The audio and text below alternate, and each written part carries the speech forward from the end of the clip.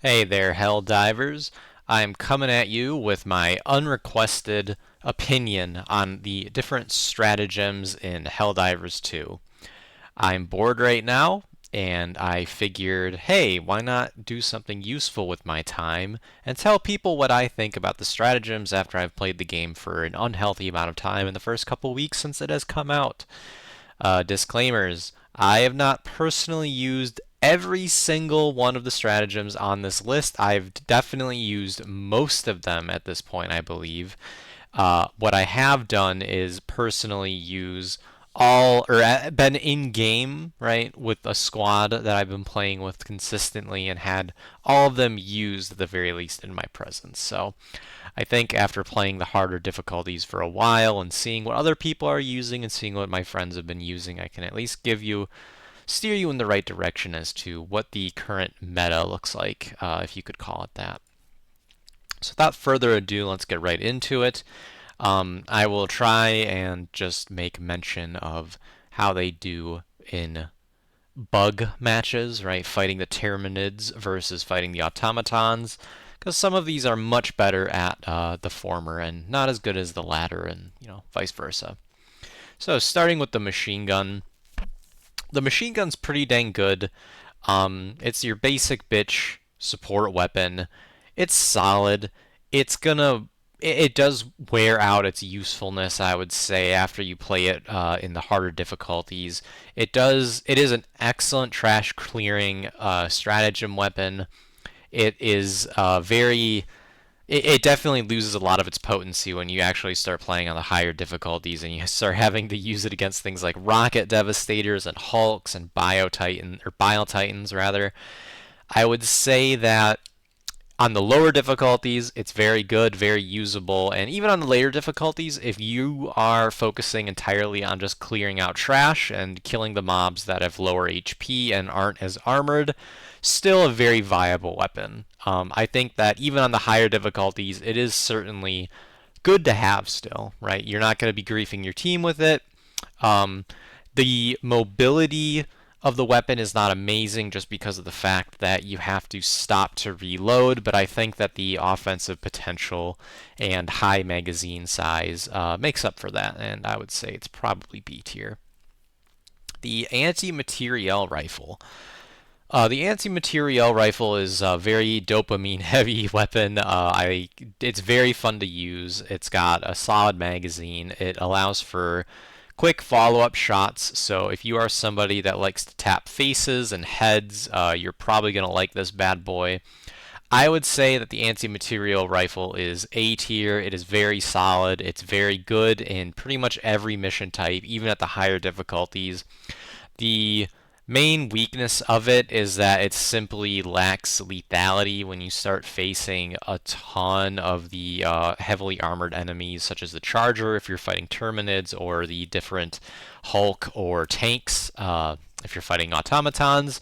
And you can sort of see the drawbacks of it when you start playing against those enemies, but even on the higher difficulties, you're still going to be able to kill Devastators. You're still going to be able to kill things like tanks. You're still going to be able to kill things like Hulks. You just have to be a little bit more creative and shoot them in the back. So it's usable against even the toughest enemies in the game. It just you're going to have to shoot at them from the back and their weak points instead of just the face. Or, in the case of the Hulk, you're going to be able to shoot it in the face, I suppose, if you are a good shot. But if you like precision aiming and shooting things in the head, you will like the Anti-Materiel Rifle. Very, very good weapon. The Stalwart. The Stalwart is pretty much on par with the machine gun. I would say it's a little bit higher, but they're very close to each other. What the Stalwart does not have in DPS in comparison to just the regular machine gun, it makes up for in mobility. On the, even on the lower difficulties, but especially the higher difficulties, being still is being dead. And the more you can be moving around and not having to stop to reload is good, right? And so if you're playing on the higher difficulties, basically the downside of the bigger machine gun that you have to stop to reload and sit still for a few seconds is going to get become more and more of a drawback, because you're going to get hit by some random fucking rocket out of the forest, or some stalker is going to run up and like one-shot you. Basically, if you're standing still, you're dead. And when you're fighting on the higher difficulties, being mobile is one of the most important things in the game. And anything that makes you more mobile, able to get into an objective and get out quicker and quicker, more consistently, is good, very good. And I think that the Stalwart enables you to do that. It is not going to be as effective as actually killing things as the machine gun if you have a full magazine, but I think the mobility more than makes up for that, and I would say makes it a bit better than the regular machine gun. With all those caveats, though, I would still say that lethality-wise, armor penetration-wise, I guess I should say, you're going to have the same problems with the heavily armored or higher tier enemies as you will with the regular machine gun. So I would say it's going to definitely not be as strong when you're on the harder difficulties. I would say level 7 and up. The disposable anti-tank. This is a very solid, very fun one to use again. The best part about this stratagem, I would say, is that it has an incredibly low cooldown time. But the fact that you are going to be you have so many better weapons. Am I going to put this in C tier? I'm going to think about it. Let me cook. All right, so basically, you have so many other options at the higher difficulties to deal with heavily armored enemies, which is what the Expendable Anti-Tank rocket excels at. It's a one and done. I see a tank, I shoot this at a tank, tank is dead, right? I see a charger, I shoot this at charger, it might be dead. It's a very good get out of jail free card, and its low cooldown time means that you're going to have it available very often. And when you call it in, you get 2 of them, which means that if you potentially have somebody that maybe is running a support backpack or something and doesn't have a weapon of their own, they can grab this and use it. And if they're running something like the machine guns, they maybe just grab one of the anti-tank rockets, fire it off, and pick their main weapon back up again. They're very flexible, which is very good. And you're going to be able to use them quite a lot because of their low cooldown, which is also very good. Problems. It's one shot, so if you miss, you're fucked. If you hit the wrong part of an enemy, you might not kill it in one shot, in which case you have to use up the entire stratagem on a single enemy, which is very bad. Other bad things. I mean, the fact that it's one shot is just not good. I mean, the fact that you have to repeatedly call it in every time you face an enemy on the higher difficulties is going to be very bad, because you're going to have to slow down and call in a stratagem for every single Hulk, for every single tank that you run into, and having to do that so often just to deal with a couple of enemies when there's going to be a dropship coming in right behind you to drop in another one of those enemies, I think makes it a lot weaker. And again, I mentioned before, you have to keep moving, you have to be able to be mobile, and anything that makes you have to sit down, call in another thing, and wait for it to come in and pick it up and use it, it just is going to slow you down and make it so that you're going to have more things get called in and more bugs show up, and it's just going to, you want to avoid the snowball that we've all experienced, because that's how you lose missions and that's how you get PTSD, and we don't want that for you Helldivers. So I would say I'm going to keep it in C tier. It is fine, but I would say that there's so many better options.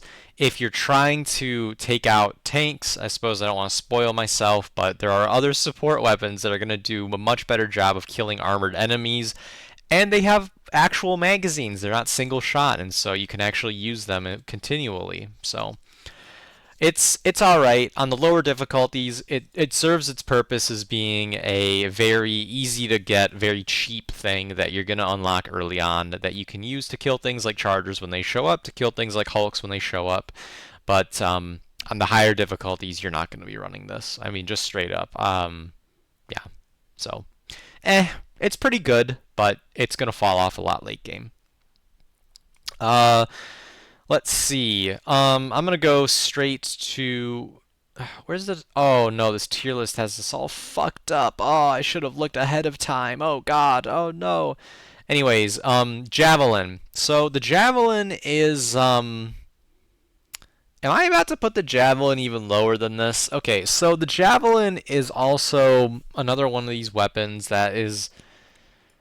Oh, man. The Javelin is buggy. There's no way about it. So the Javelin is basically what the anti-tank, expendable anti-tank rocket is, except it is a backpack weapon, which means you're able to carry around a backpack that has many more shots that you can use, which is good. It is good to have more shots. Always good to not have to discard your weapon after using it. But this weapon is lock-on, which means if you are being charged and you have to make a split-second decision, you have to snap to something quickly and shoot at it, you're not going to be able to do that. This weapon is pretty dang good if you are at a distance and an enemy has not seen you yet. Maybe a charger is not active. Maybe a Bile Titan is sitting in a nest somewhere and you're able to lock onto it. But again, just having to lock onto stuff before you can fire is gonna get you killed in some situations. There's no doubt about it. Not being able to use something immediately upon seeing an enemy is a drawback for sure. On top of that, it's a backpack weapon, which means that, again, you are going to have to stop to reload yourself or have somebody running around with you reloading you. This is good because it means if you're on a nicely oiled team and you're working well together, you're going to have people that are going to be able to reload this for you, and you're going to be firing off tons of rockets, and you can potentially delete very high-level enemies before they get a chance to come at you.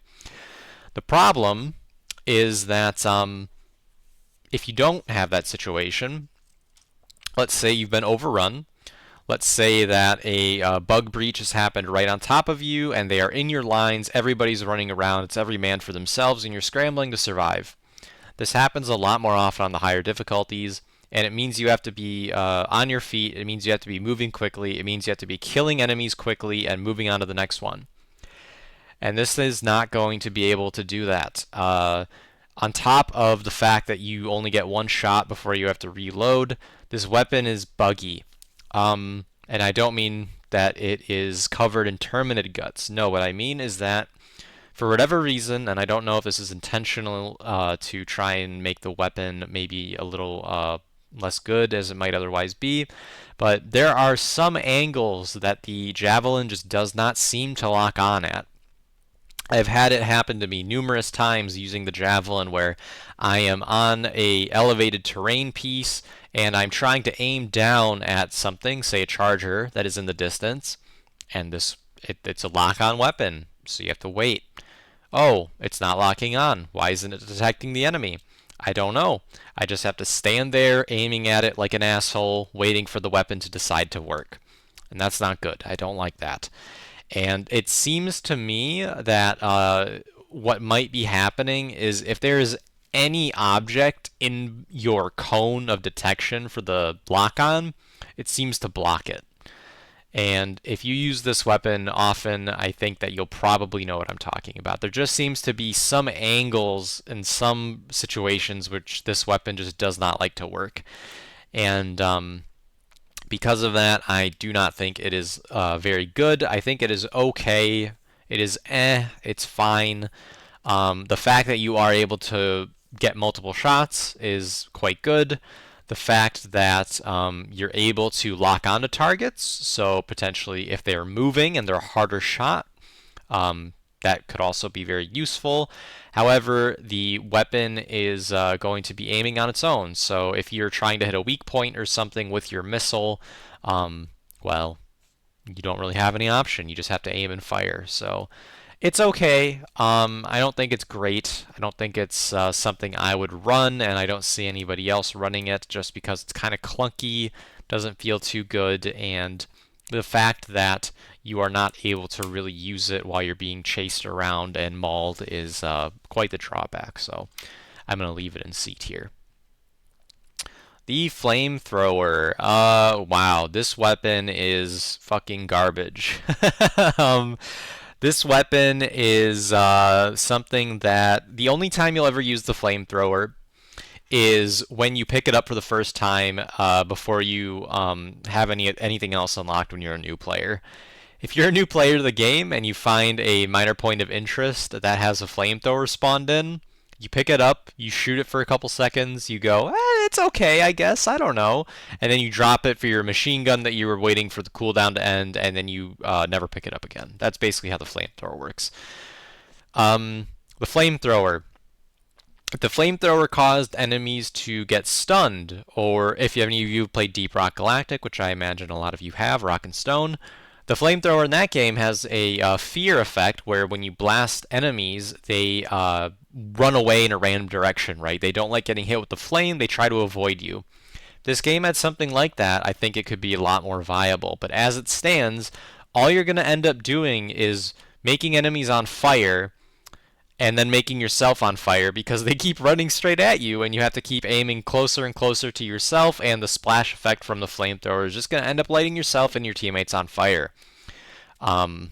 It does not have enough damage to kill things before they get to you. It does not have any kind of, like I said, a fear effect to get enemies stunned. It has no CC.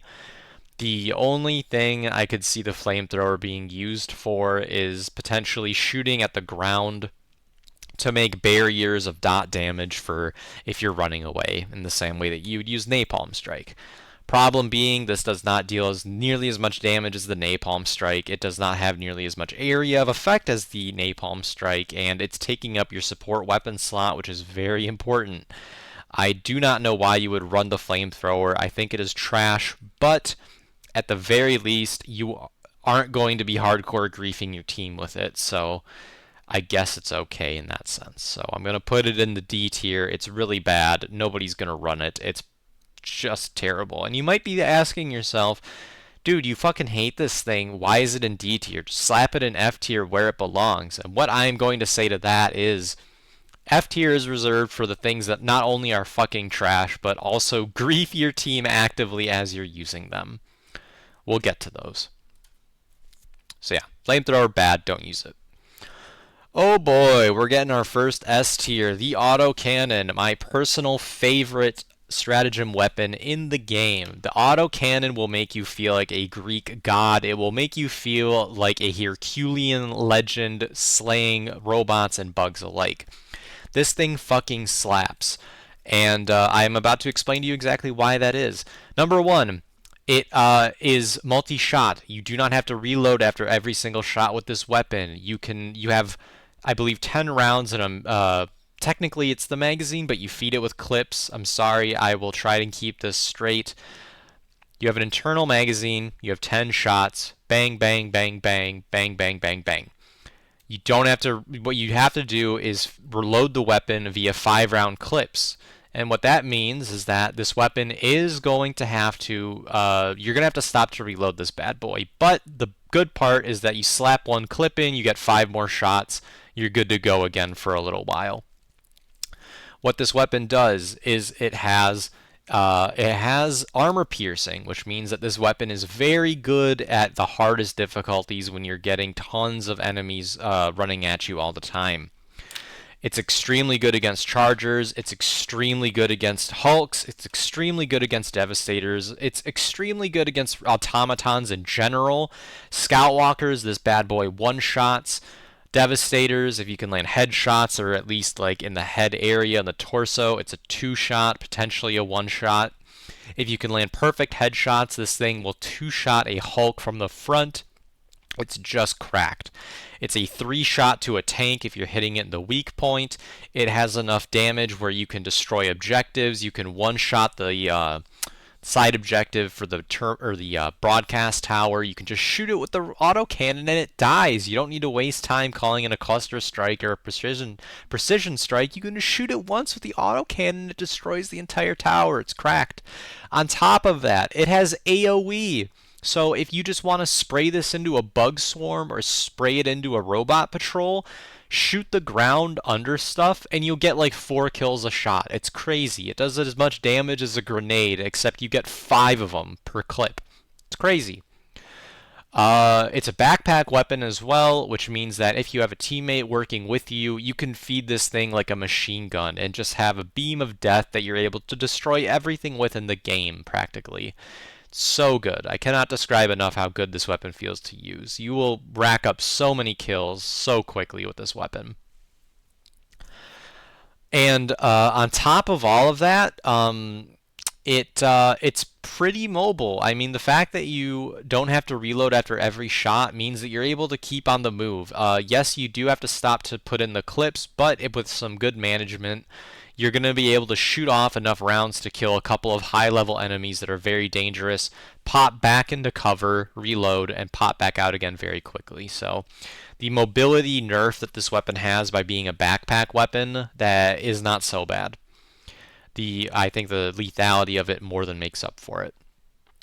So absolute S tier. This gun slaps. If you have not used it, please give yourself the dopamine rush of using it. Railgun also S tier. Why is this gun S tier? Well, for a lot of the things I just said, it has it's very mobile. This is not a backpack weapon, which means you do not have to carry around a backpack. You can reload yourself. You do not have to pause when reloading. You can stay mobile, and staying mobile is staying alive in Helldivers. These are all good things. On top of that, it is very armor piercing. You can kill every enemy in the game with this bad boy. Even more so if you take it off of safe mode and start charging up some juicy full damage shots. This is another weapon that if you like aiming at the heads of stuff, you are going to love it. You're going to be able to one-shot a lot of very dangerous enemies, such as the Scout Walker, such as things like Stalkers if you hit them in the head.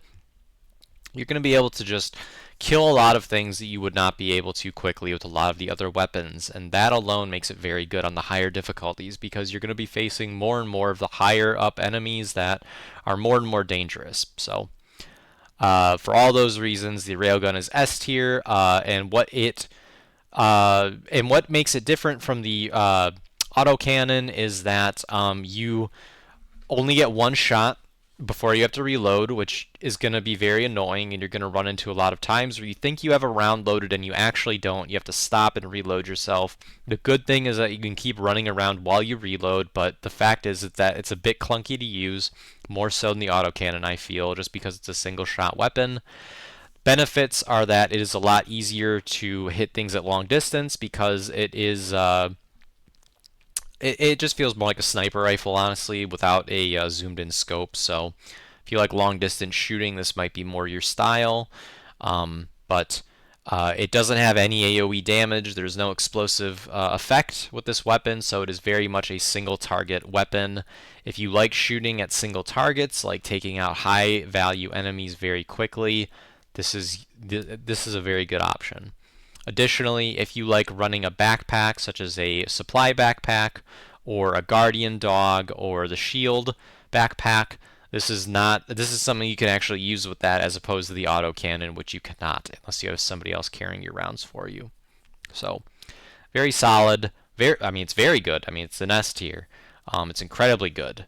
It's something that you can run and with a great effect on even the hardest difficulties in the game, and for that, I would say it is S tier. Oh, by the way, did I forget to mention with the autocannon that you can one-shot automaton bases with this bad boy? That's right. If you aim at the vents on automaton bases and you shoot right at the little angled vent so that you can bounce the round down, this will act in the same way a grenade does. So from infinite distance, so far as I know, you can one-shot automaton bases without even having to go in and throw a grenade or call in any of your other stratagems. So just another reason why this is better and the best weapon in the game. The Recoilless Rifle. This is not great. It is pretty good though. It is very good actually. I don't know why I led with that, but a lot more clunky to use. This weapon, I think, is the better version of the Javelin. It's capable of killing very armored enemies much more consistently. It's capable of doing a lot that the Javelin, I just feel, is not as good as doing. This weapon, you're able to use it very quickly, which means that if you turn around and suddenly there's an enemy closing in on you very quickly, you're able to get a quick shot off with this weapon that you're not able to do with the Javelin, and the shots with this bad boy are extremely lethal. You can one-shot a lot of enemies that you wouldn't be able to do with a lot of the other weapons, including the Railgun and Autocannon, but you only get one shot. You only get one shot, and it's a very slow reload. So I would say this thing has better lethality than the autocannon, but it's much less mobile than the railgun. So it kind of has parts of the benefits of both of these weapons, the AoE damage, the armor piercing, but it isn't as you don't have multiple shots like you do with the autocannon, and you don't have the mobility that you do with the railgun. But it's very solid. I would say out of all the weapons that feel really, really good to have somebody helping you out with reloading them on your backpack, this is, I'd say, the best one. If you have a friend with the backpack for you and you have the Recoilless Rifle, feels really, really good to use. You're able to kill a lot of things very quickly. I think Bile Titans, if you've got, like, I think it's a 2-shot to the head, very strong. I believe it's the same thing with Hulks. I don't know if I've used these much against the automatons, mostly against the bugs, and they felt very good. They feel very good even at the highest difficulties. You're capable of killing everything in the game with this, and you're also able to kill things like side objectives, such as the Spore Tower, such as the Broadcast Tower with one shot, which is also very nice because you can shoot them from far away and not even have to go in. Very, very good. Going to drink some water quick if you wouldn't mind.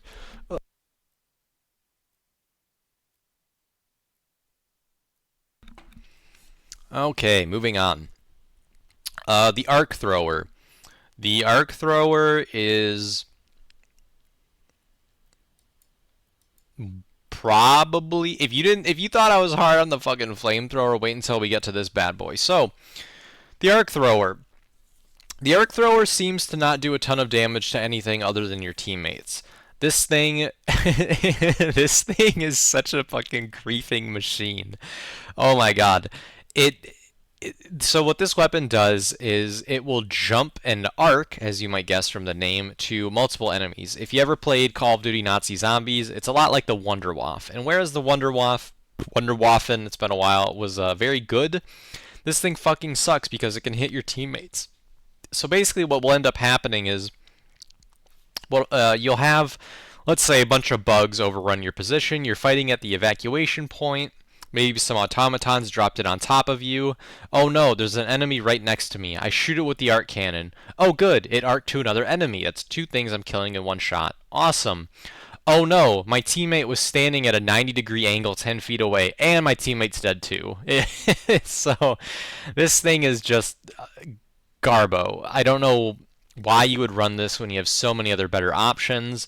You will kill your teammates with this weapon, and if you're not killing your teammates, it's because you're constantly second-guessing yourself and not using the weapon because you're so afraid of doing that.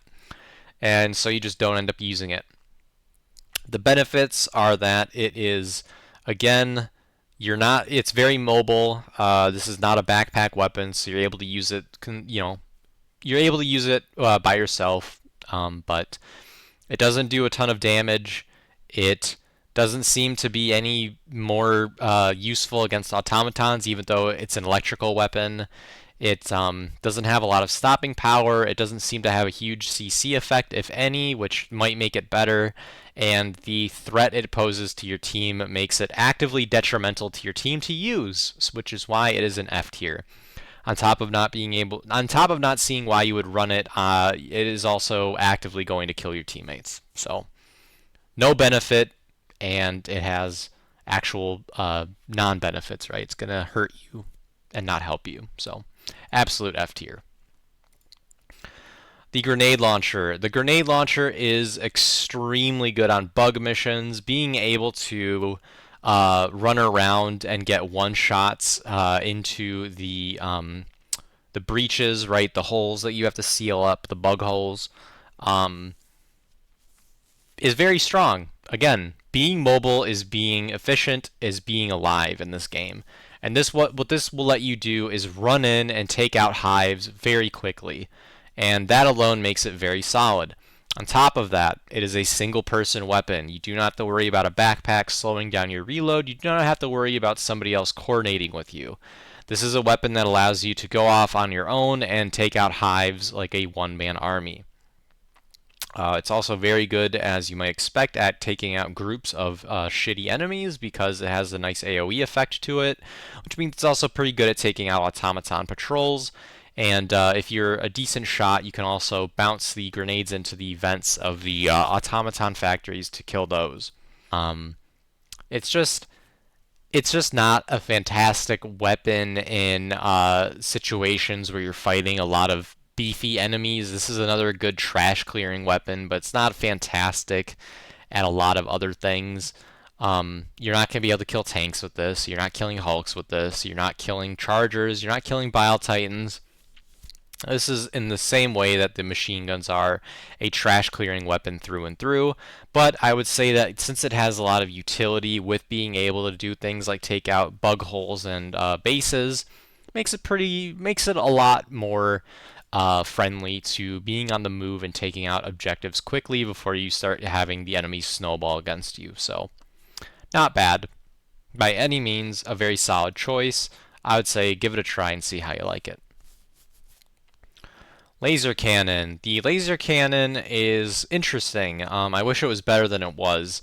The laser cannon is a weapon that has infinite ammo, so long as you don't overheat it, which if you're running out of ammo all the time, hey, that's actually not too bad, right? But if you're being good with your resupplies, you really shouldn't be running out of ammo with any of your weapons too often. I really don't run into that issue anymore. I did when I started playing the game, but after I learned how to conserve my ammo better, after I learned how to aim at weak points better, just doesn't really happen anymore. I don't often find myself running completely out of ammunition. So the main benefit, the main gimmick of this weapon is the infinite ammo, and just not having a huge use for need for that, rather, it doesn't make it that great.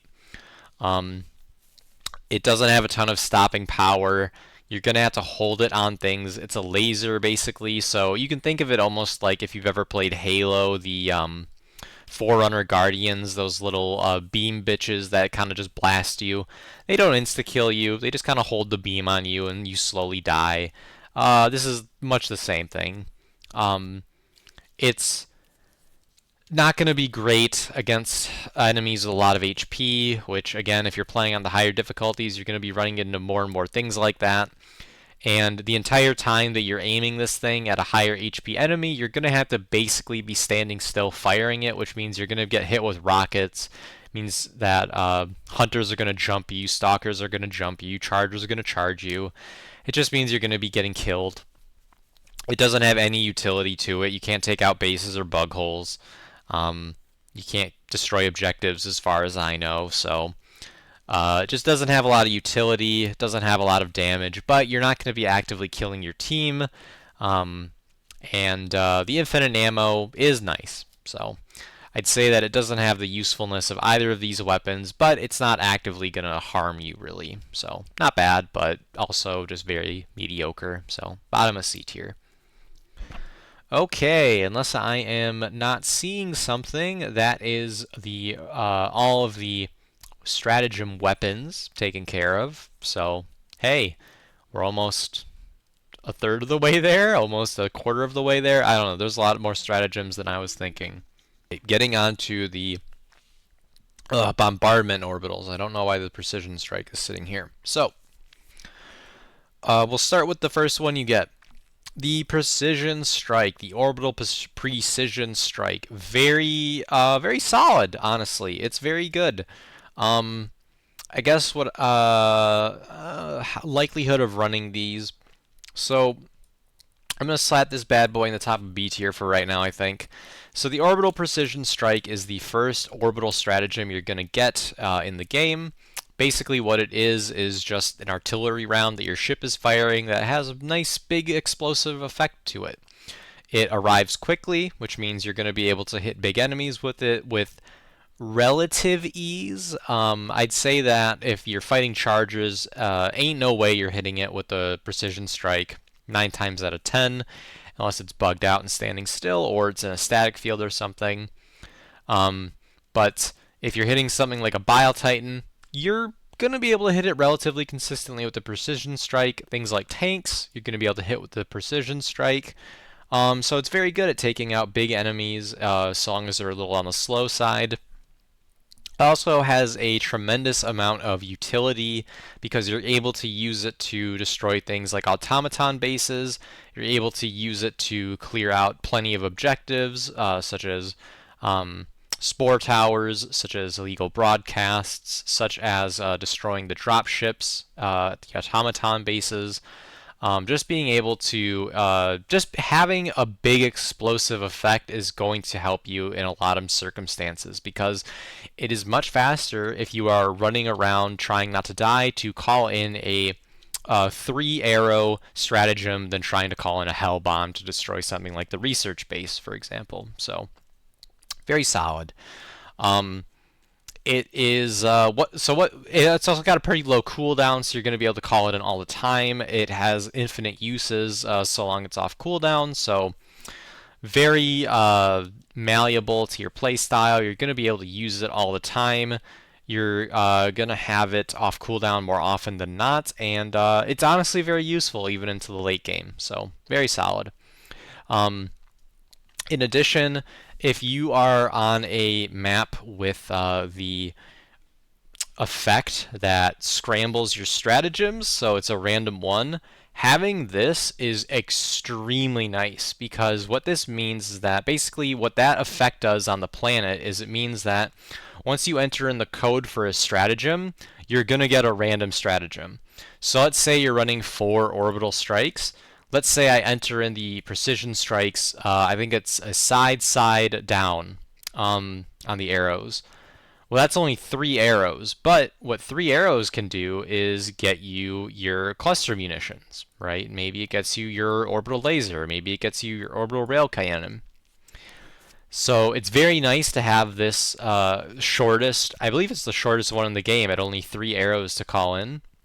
It's very nice to have a throwaway, low-cost stratagem that you can just keep trying over and over again, because the problem on the stratagem scrambler effect is that if you're running only great things like the autocannon, the orbital laser, spoiler alert, the orbital railcannon, stuff like that, the cluster munition, what you're going to do is, I want my autocannon.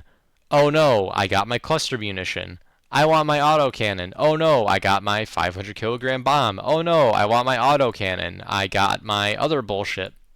And what having a 3-arrow stratagem allows you to do is I enter in my 3 arrows like practically instantly.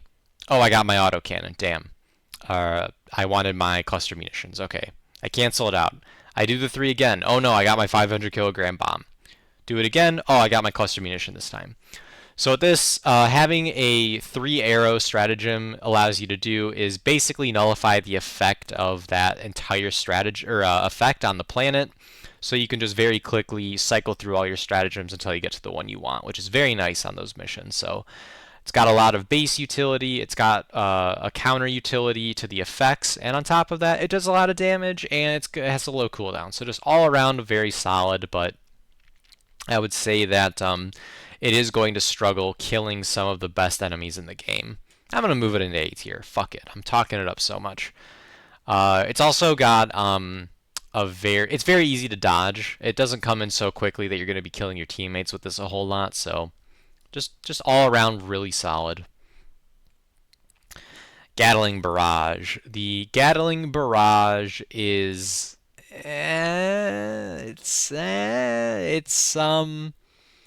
it doesn't have a lot of stopping power. What's going to allow you to do is area denial more than anything. Basically, you throw down the Gatling. Let's say you're being chased by a patrol. You throw down the Gatling, and it's going to deny that area for the enemies. And if they try to chase you through that, you're going to be able to shred them, assuming that they're very weak enemies. What the Gatling Barrage is not going to do is kill anything that has HP, anything armored, anything high level. This is very much something you slot in when you first start playing the game, that when you don't have anything else to slot in. But once you have anything else, once you have better sentries, once you have better eagle strikes, once you have better anything, you're basically never going to be running this. But it's not terrible.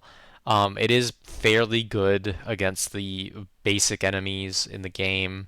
But you're never going to be running this basically, so it's kind of in the same way as the laser cannon, where if you get this as your first stratagem you unlock, it's not bad, it's going to do the job, but you're going to swap it out for something else basically as soon as you can, so not great. You're definitely not going to be running this once you start playing the higher difficulties. Orbital Orbital Burst Strike. Oops. What this does is it fires in a bunch of airburst munitions that are, again, very good at killing low-level enemies.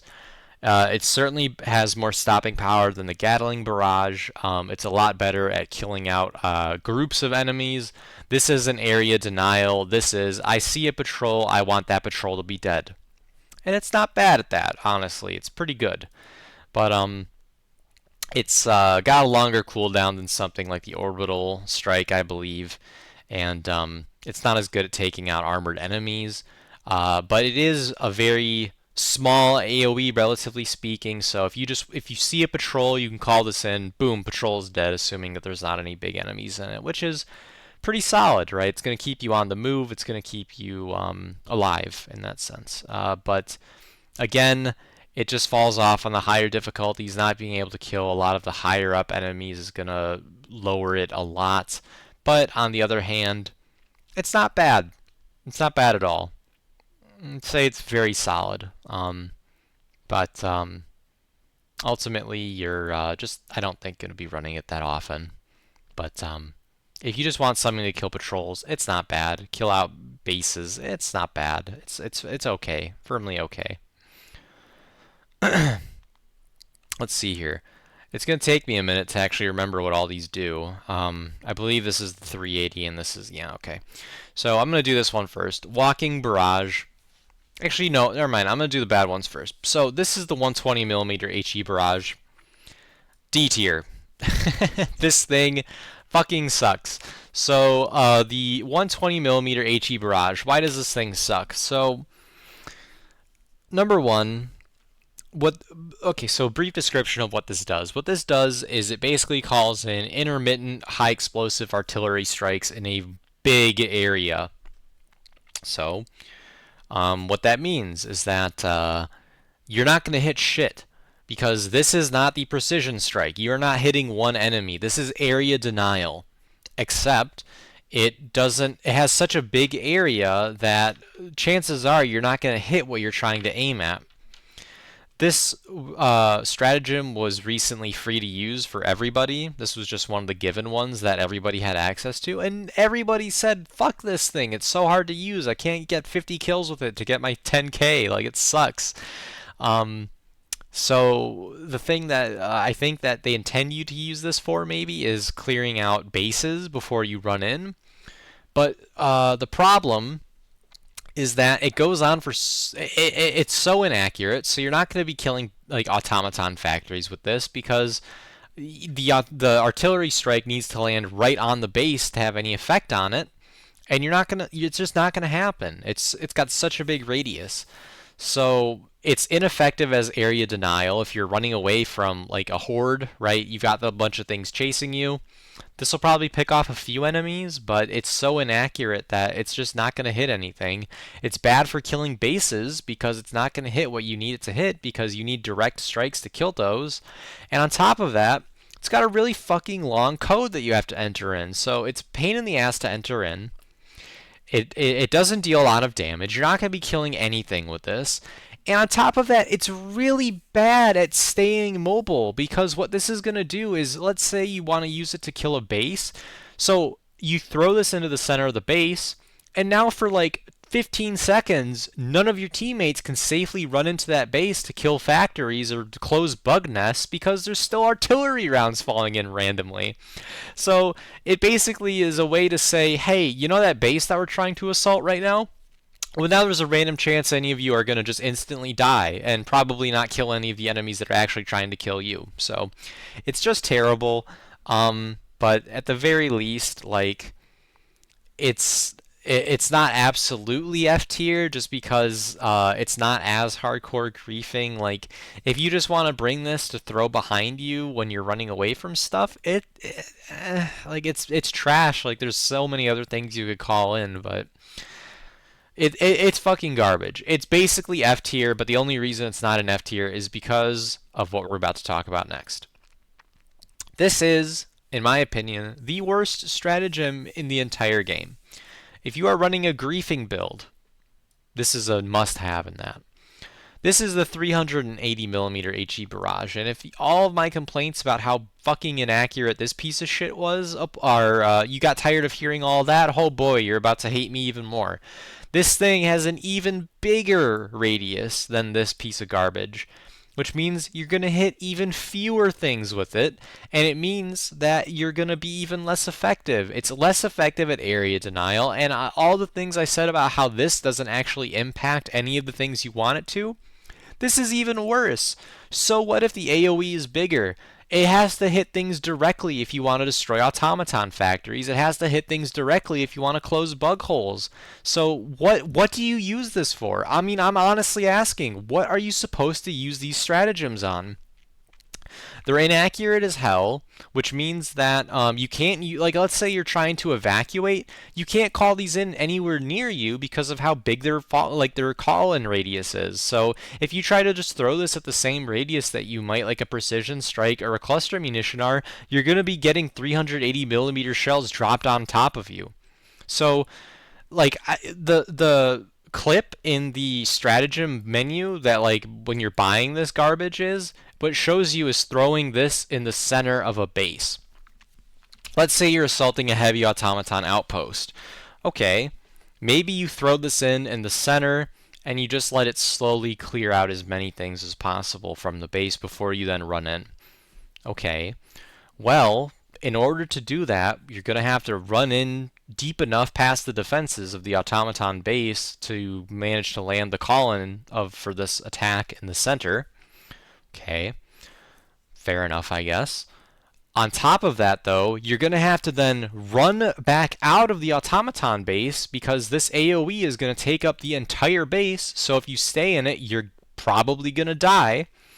Okay, all of your teammates have to do the same thing. Okay, so we've run in, we've thrown in a stratagem, and all of us have left.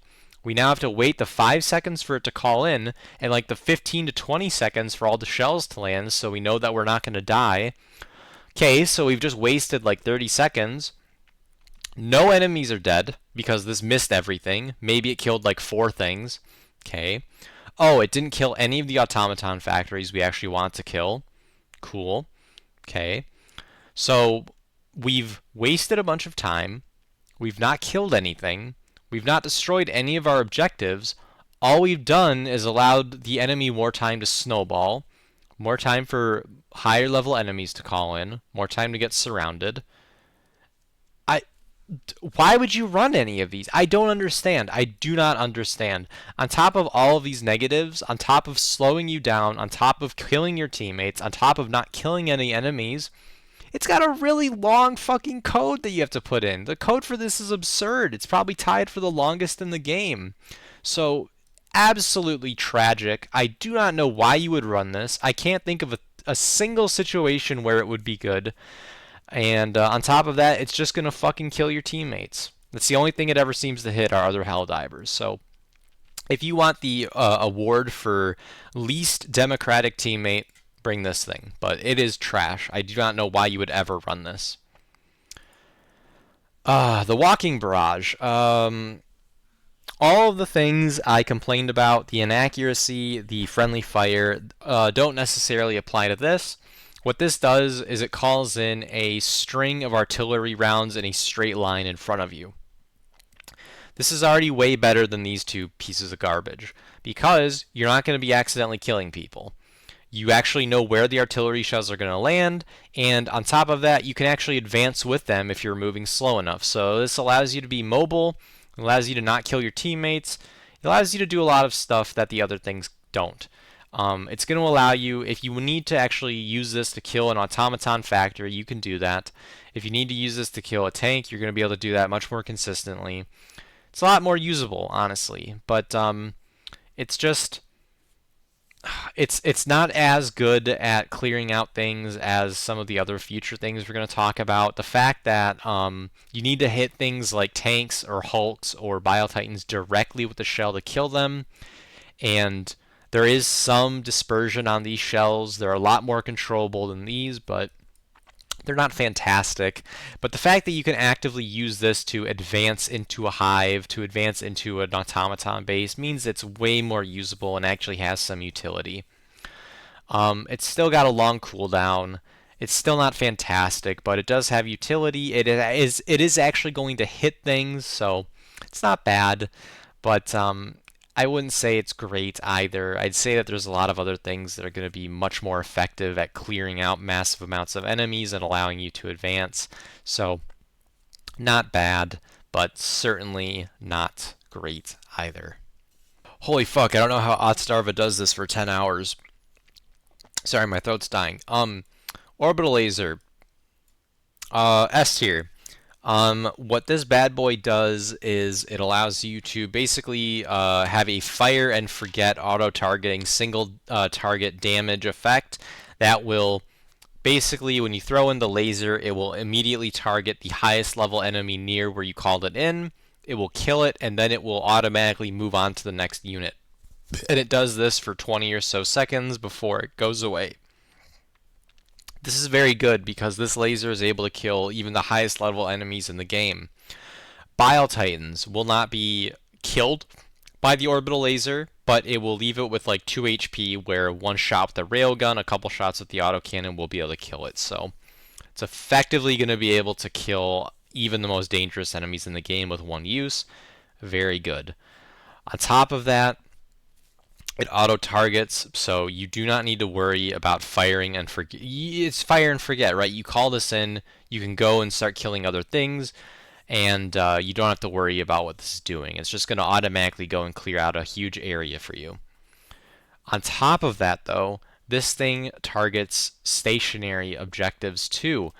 Automaton bases. This will target the spawners. This will target the big ass cannon towers. This will target the anti-air emplacements, the mortar emplacements. This will target everything you want it to kill.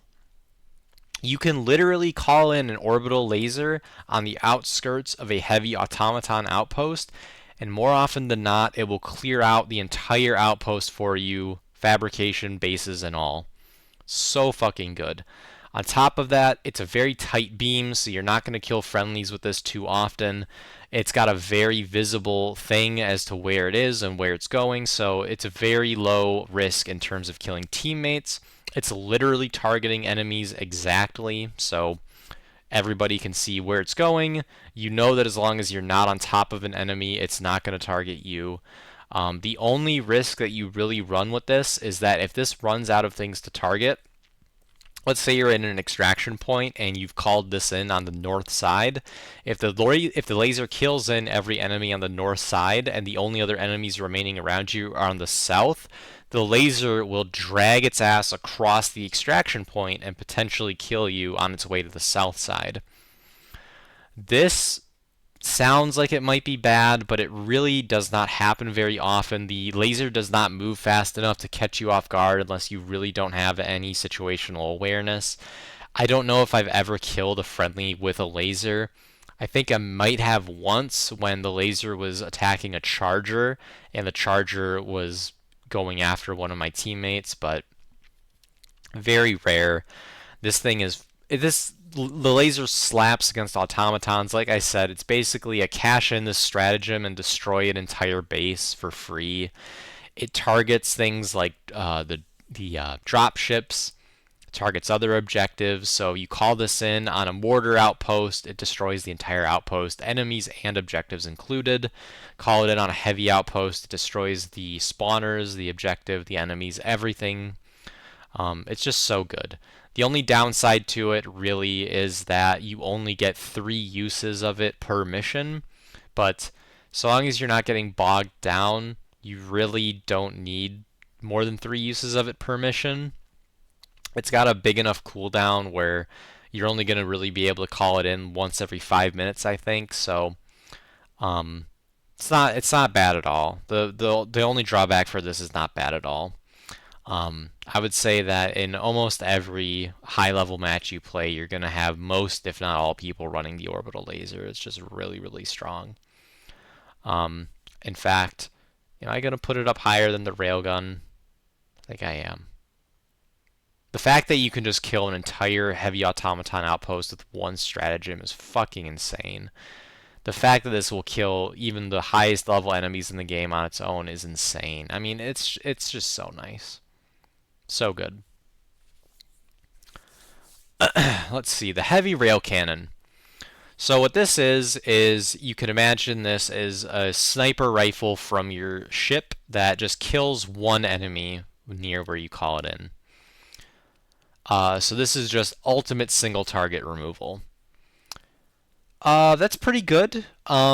It does target things like cannon towers, so if you want to call in this strike on a stationary emplacement, it does work for that. It does have a very small AoE, so if you call it in near, like in the middle of a patrol, you're probably going to kill things that are right next to whatever enemy this locks onto. This stratagem also has the nice effect that it auto locks on to whatever the highest level enemy is. So let's say you're running away from a charger and there's a lot of other little shitty bugs around you, and you just throw this really quickly in that general area while you're running. This will auto lock onto the charger and one-shot it. I think this will always one-shot a charger no matter what. This will always one-shot a tank no matter what. It will always one-shot a Hulk no matter what. The only enemy in the game this will not one-shot, I believe, is the Bile Titan, but again, much like the Orbital Laser, it leaves it with like 1 HP, so basically anything that can penetrate its armor is going to one-shot it. Very, very strong. It also has unlimited uses so long as it is off cooldown, so unlike the Orbital Laser, you can use this for more than 3 times, but it doesn't have nearly as much utility as the Orbital Laser, not nearly as much. But the fact that you can kill every enemy in the game with this without really having to worry about what you're firing at, and the fact that it is, if you ever have an extremely scary enemy running towards you, you're going to be able to call this in. It auto targets. You don't have to worry about missing. You don't have to worry about hitting a weak point. You can just call this in, and it's basically a get out of jail free card for any single target enemy that comes towards you. So Bile Titan running towards you, chances are this will one-shot it. Oh no, there's a tank coming towards me that I didn't expect. You can one-shot it, so incredibly useful. But the fact that it will only kill one enemy typically means that it's just not going to have, and the fact that it doesn't go and it doesn't kill bases, it's not going to basically just destroy an entire fleet of enemies for you means that I wouldn't call it S tier, but it is very, very good. And certainly something that is very viable even on the highest difficulty levels. Let's see. This is the Eagle Strafing Run. The Eagle Strafing Run is the first Eagle call-in that you will likely... Oh, that's the last... Yeah, that's... no, it's not actually the last. Why does it keep... Why does it keep doing this? Who made this fucking tier list? Okay, so I'm gonna do the orbitals before I get to the Eagle Strikes. This is the Orbital Gas Strike. This is probably going to be the second orbital strike you unlock in the game. It is very strong early game. Once you unlock it, it is, I believe, only a 4-arrow call-in, so you're going to be able to call this in very easily and memorize the call-in for it pretty quickly. So it's very usable. It arrives very quickly, so if you need to call this in a panic, it's very good. What this stratagem does is it basically calls in a giant war crime, a bunch of corrosive gas that's going to basically just be a big old area denial and do dot damage to anything that goes into the gas's radius for a certain amount of time before it disperses. This is pretty good early on. When you unlock this early on in the game, what you're going to probably be using this for is, oh no, there's a bug breach nearby. You call this in on top of the bug breach, and it's basically going to kill all of the little trash enemies that spawn. Very useful. Let's say you're just running away from stuff and you want to kill all the things that are chasing you, that are on your tail. You call this in, it's going to do that for you. Very, very solid. Unlimited uses, very easy to use, all very good things. The problems: it cannot kill very high HP enemies. It cannot. It doesn't seem very good against automatons. The tooltip for the weapon does say that it's corrosive, like it's acidic gas, so it does do damage to the automatons. It's not worthless, but it doesn't seem to do as much damage to them. It's a dot effect, so if you're trying to kill things quickly, this is not going to be it. This is not good at clearing out bases. This is basically just good at area denial. So if there's a bug breach, you call this in. On top of it, it's going to be able to do a lot of damage to the things coming out. Let's say there's a patrol ship dropping, you throw this under it, this is going to come in and clear out the enemies that are dropping in, but this is not going to be able to consistently kill any high level enemy like a Devastator, a Hulk, a Charger, a Bile Titan, none of that. It's just another trash clearing weapon that's pretty good at what it does, but what I'm about to talk about is, in my opinion, the worst part about it, and that is the fact that it is very unclear, in my opinion, how long the effect from this bad boy lasts. The gas is very hard to see. Basically, after the first second or two of calling this in, the actual green gas that you can see is going to disappear, but the damage effect is not going to. So it is very easy to call this in, have the visuals for it disappear, and have yourself or teammates run through the AoE for this and basically instantly die because they didn't know there was gas there. So there is a very high likelihood of doing team damage with this if you're not careful. It's very easy to underestimate the AoE that this thing called in at, and just if you run in to the AoE of the gas, chances are that in the time it takes you to stop running and try to run back out or dive back out of the AoE, chances are you're going to die. Unless you stim very quickly. So you almost are going to get insta-killed by this if you run into its radius. And all of these things combined just make it okay. It's another one of these things that's just like solid. If you're running this in the early game on the lower difficulties before a ton of high-level enemies are spawning on every mission, it's super solid. I slotted this in for quite a while when I started the game, but as soon as you start unlocking some of the higher level things on this tier list, I don't think you're going to be running this anymore. But in the early game, very solid area denial, very good on defense missions, but if you're trying to move around, you're going to run the risk of killing your teammates or yourself by just underestimating, like I said, the AoE that the gas is taking up. So, not amazing, but pretty solid. Holy fuck, this has been going on for an hour. I'm going to try and speed this up, maybe. I don't know, probably not. So, this is the Smoke Strike, the Orbital Smoke Strike. The Orbital Smoke Strike is, as you would expect, it's just a smoke shell basically that's going to get fired from your artillery on your ship to just plant down a nice smoke screen in an area around you. This is basically worthless against the bugs.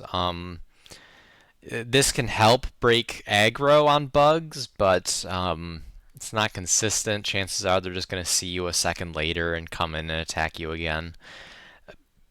The smoke effects in the game, all the two of them that we're about to talk about eventually, are basically only useful against automatons and ranged enemies, which is fine. It's just that it's not going to be great ever. The smoke against bugs, anyways. So the smoke is very useful at making it so that enemies that are ranged, that are shooting at you, like let's say that you're trying to run away from an objective and there's a bunch of minigun enemies shooting at you, the smoke screen is going to allow you and your teammates to much more consistently not just get hit by random rockets and random shots, because on the higher level automaton missions especially, and for all of you Helldivers that have stood and fallen on Malevelon Creek, you know that when you're trying to run away from automaton engagements, there's going to be a fuckload of shots still coming your way. And so what you can do, you call in a smoke strike on top of you. Now suddenly you're not getting shot in the back as you're trying to disengage. Very strong. The obvious downside of the smoke strike is that it is zero offensive utility, or has zero offensive power. You're not going to kill anything with this ever. So this is just a purely defensive stratagem, even though it's an orbital strike, which makes it kind of unique. But and it's completely worthless, almost completely worthless, I guess, against the bugs. So this is basically something that you can slap in on your automaton runs if you find yourself getting shot in the back a lot, getting hit by random bullets across the map a lot. If you just feel like you want to run this to be a little bit safer on automaton missions, it's very solid. It's honestly something that I've seen people run even into the higher level difficulties, and it does its job just fine. You don't have to worry about killing teammates whatsoever, which makes it very solid. But you do run the risk of clouding. Like if you call this in on the center of an extraction point, okay, well now none of your teammates can see. So, and every enemy is basically just going to run into the smoke, and they might not be shooting you from far away, but now suddenly all the chainsaw guys are going to be right on top of you without you being able to kill them before they get on top of you. So, you can definitely grief your team with this, even if it doesn't kill them directly, but it's okay. I would say I'm gonna put it in low B tier just because it is very nice to have somebody running smoke even on the higher level difficulties, but I'd say this is one where if you're running missions with one or two people, you're probably never going to run this. But if you are in a four-man squad drop-in, it is very nice to have one person running smoke. But the fact that it doesn't kill stuff, the fact that you're not going to be able to use it basically all on bug missions doesn't just makes it not that great. But it's very usable, and you're not going to directly kill anybody with it, so pretty good, but not great.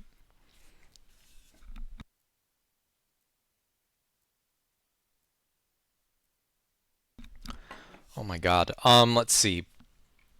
EMS Strike. This is basically a gigantic stun field that again comes in from an artillery shell. You can think of this as like kind of an EMP strike. I don't know why they call it EMS. I have to read the tooltip. I don't remember it off the top of my head, but this is basically just a big old AoE stun that you can call in. That is again very good for area denial. Very good for locking in chargers in place so you can get that fucking achievement to hit them with the resupply pod. But uh, not much else. I'd say that this call-in is very good for locking enemies in place for hitting with other stratagems or killing with other weapons, right? Let's say you're being chased by a Hulk. Okay, cool. I can call this in. Hulk is now stationary. I can kill it with a precision strike. My teammate running a javelin can now stop being chased down by it and kill it with an easy shot. Cool. But you know what would be better than any of that? Running an Orbital Laser and just killing the Hulk, just killing the Charger. Running a Railgun Strike, just killing the Hulk, killing the Charger. You know, running a precision strike, killing the tank, killing the Bile Titan. So this is I don't like it a whole lot. I think that I I would rather not just stun enemies. If I'm calling in something to affect enemies, I want to be able to kill them without having to combo it with something else, is the long and short of it. If you call this in on its own, it's not going to do anything other than buy you a little bit of time. It's not going to do anything on its own. You have to use something else with it, basically. And I do not want to use up a quarter of my stratagem slots on something I'm going to have to use with one of my other stratagems, basically. So it's just not that great. Um, uh, I say I'm going to put it bottom of C tier. It's not going to really actively hinder your team in any way unless you're calling it in right on top of yourselves, but it's just kind of like a weaker version of some of the other stratagems we're going to talk about, I think. It's just not fantastic. It's okay, I guess, in some very niche situations, but you know, it's just again, I want to call in a precision strike behind me to kill the enemies that are chasing me. I don't just want to lock them in place for a little while so they can just immediately start chasing me again as soon as this effect goes away. So not great, but if it's something that one of person on a four-man squad wants to run, it's fine. It'll do the job, but I just don't think that it has as much utility as the smoke strike in terms of being able to disengage, because it's just it's not something you can hide in. It's not something you can call in on the extraction in an emergency. You can grief your team with it still. It's just not that great. Let's see, the Eagle Strafing Run, much like, I think I'm gonna slap it on right next to the Gatling Strike here. Oops. Because this is the first Eagle Strike that you will likely unlock, and as such, you are going to be running this basically on the lowest difficulty levels. This is fine, so long as you're playing the lower level difficulty missions, but as soon as you get anything higher than, I'd say, level 4 or 5 on the difficulty scale, you are not going to be running this anymore. The Eagle, this is basically, and the Eagle comes in and it does a very quick strafing run with bullets, killing anything in a straight line away from you. This is pretty good at killing low-level patrols that don't have any big enemies in them. It's pretty good at assaulting bases early on. In fact, I'd put it up a little bit higher just because it's fairly good at doing that stuff, but I'm going to put it up higher. Moves it up one, I'm sorry. But the fact that you're only going to be killing very low-level enemies with it, the fact that it's a very low AoE, and I don't know, it's not something you're going to run at all on the higher difficulty levels. It's not something you're going to be able to use at all on any of the higher level enemies, because anything armored this isn't going to kill. So it's okay as something to run early on in the game, as something that you run before you have anything better, but as soon as you unlock basically any of the other Eagle Strikes, you're not going to run this anymore. The Eagle Bomb Strike, or whatever the actual verbiage is for it. This is pretty good. It's better than this one because this actually does have the capacity to kill things like automaton bases. It does have the ability to kill things like tanks if you hit them directly with the bombs. It basically, this is just dropping a couple of higher ordnance HE bombs in an area that the Eagle that you throw in the Eagle Strike on. This is alright, honestly. I'd say that it is probably better than a lot of these other things. But the fact, I'd say just the fact that you're able to use this to quickly dispatch tanks or higher level armored enemies quickly if it hits them is very strong. You're going to be able to run this at much higher difficulty ratings than you are the Eagle Strafing Run, but it's not going to consistently kill the higher level enemies, right? You're not going to be able to consistently kill tanks with this. You're not going to be able to consistently kill chargers with this. And those are the enemies that you're going to be running into a lot on the higher difficulties. So you can use this to kill things like automaton bases, though. You can use this to destroy objectives, which is very nice utility. But again, this is something that is going to serve you very well, but as soon as you start running the higher difficulty missions, you're going to be running one of these instead, I'd say. So it's pretty good. Pretty good, though. Pretty good. Oh, baby. Oh, baby. The Cluster Strike. The Eagle Cluster Strike is going to make you a champion for getting rid of the part of the Geneva Convention which bans cluster munitions in actual war. Cluster munitions, oh, maybe those are pretty fucking based. The Eagle Cluster Strike is so good, and I'm about to, with the threat of potentially keeping you here for 2 hours as I describe all of these. Um, it's so good. Let me describe how good it is. So the Eagle Cluster Strike is basically going to destroy lower level enemies in a massive AoE around you, or where you call this in. So you might think, Austin, your criticism on a lot of these other things was that you can't kill high level enemies with them. Fair enough, but a lot of these other things, like the strafing run, like the bombs, are a fairly low AoE, fairly small AoE, I guess I should say. The Eagle cluster munition is going to basically take out an entire hive. It's going to take out an entire automaton base. The AoE on this is so big that you'll kill your teammates with it because of how powerful it is.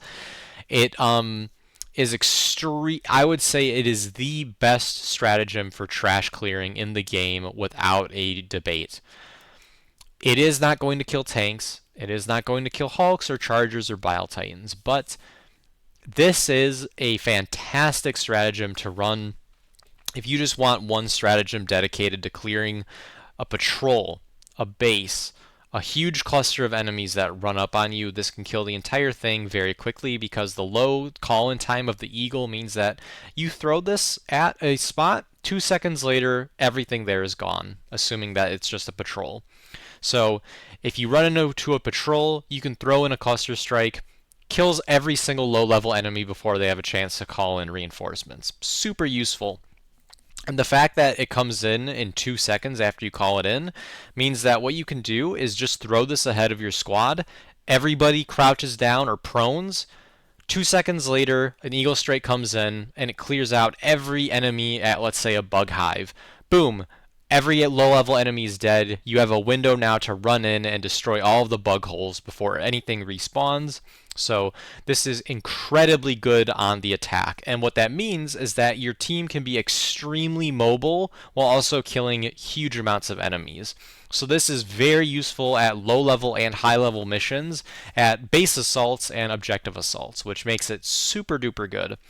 On top of that, it's very good on defense because this is you can just throw this in and completely kill an entire assaulting wave, or at least all of the low-level enemies of an assaulting wave. I already mentioned how it's extremely good at just deleting patrols. You just throw the Eagle Strike at a patrol, oh, the patrol's not there anymore. It's just so good. And you get a few uses of it before it's on cooldown for a couple minutes. Like, it's insane. Like, you just throw this at everything on higher level difficulties and it's always off cooldown. It is so strong.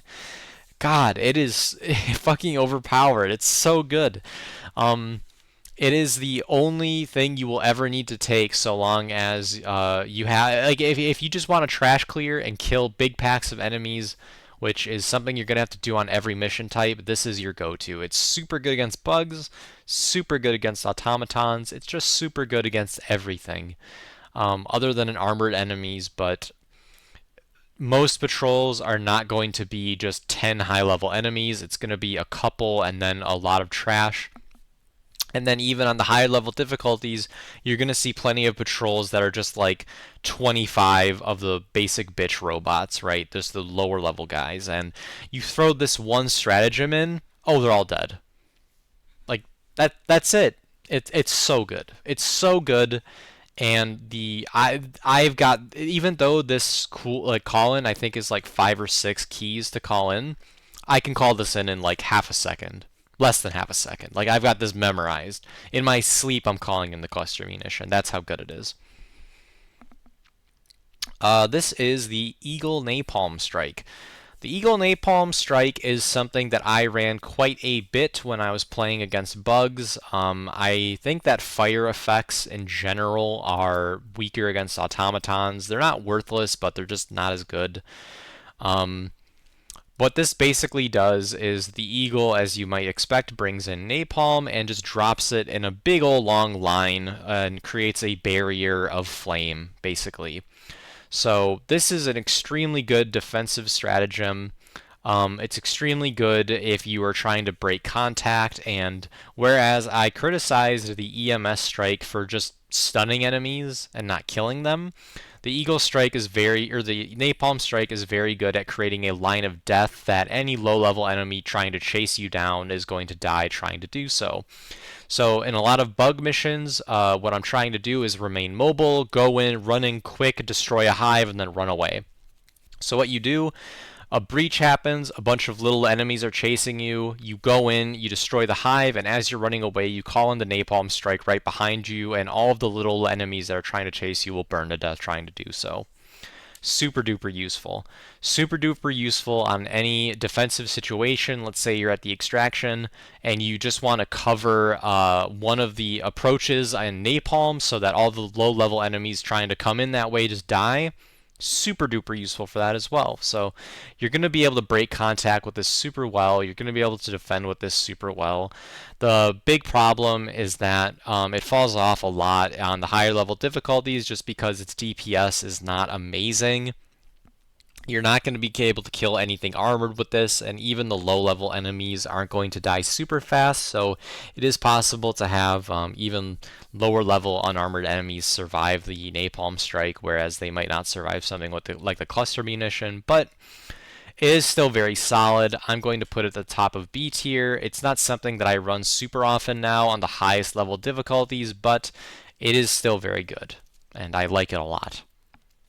Maybe I just like war crimes. I'm putting the Napalm Strike and cluster munitions very high, so maybe I just have an affinity for Geneva Convention violations. Sue me.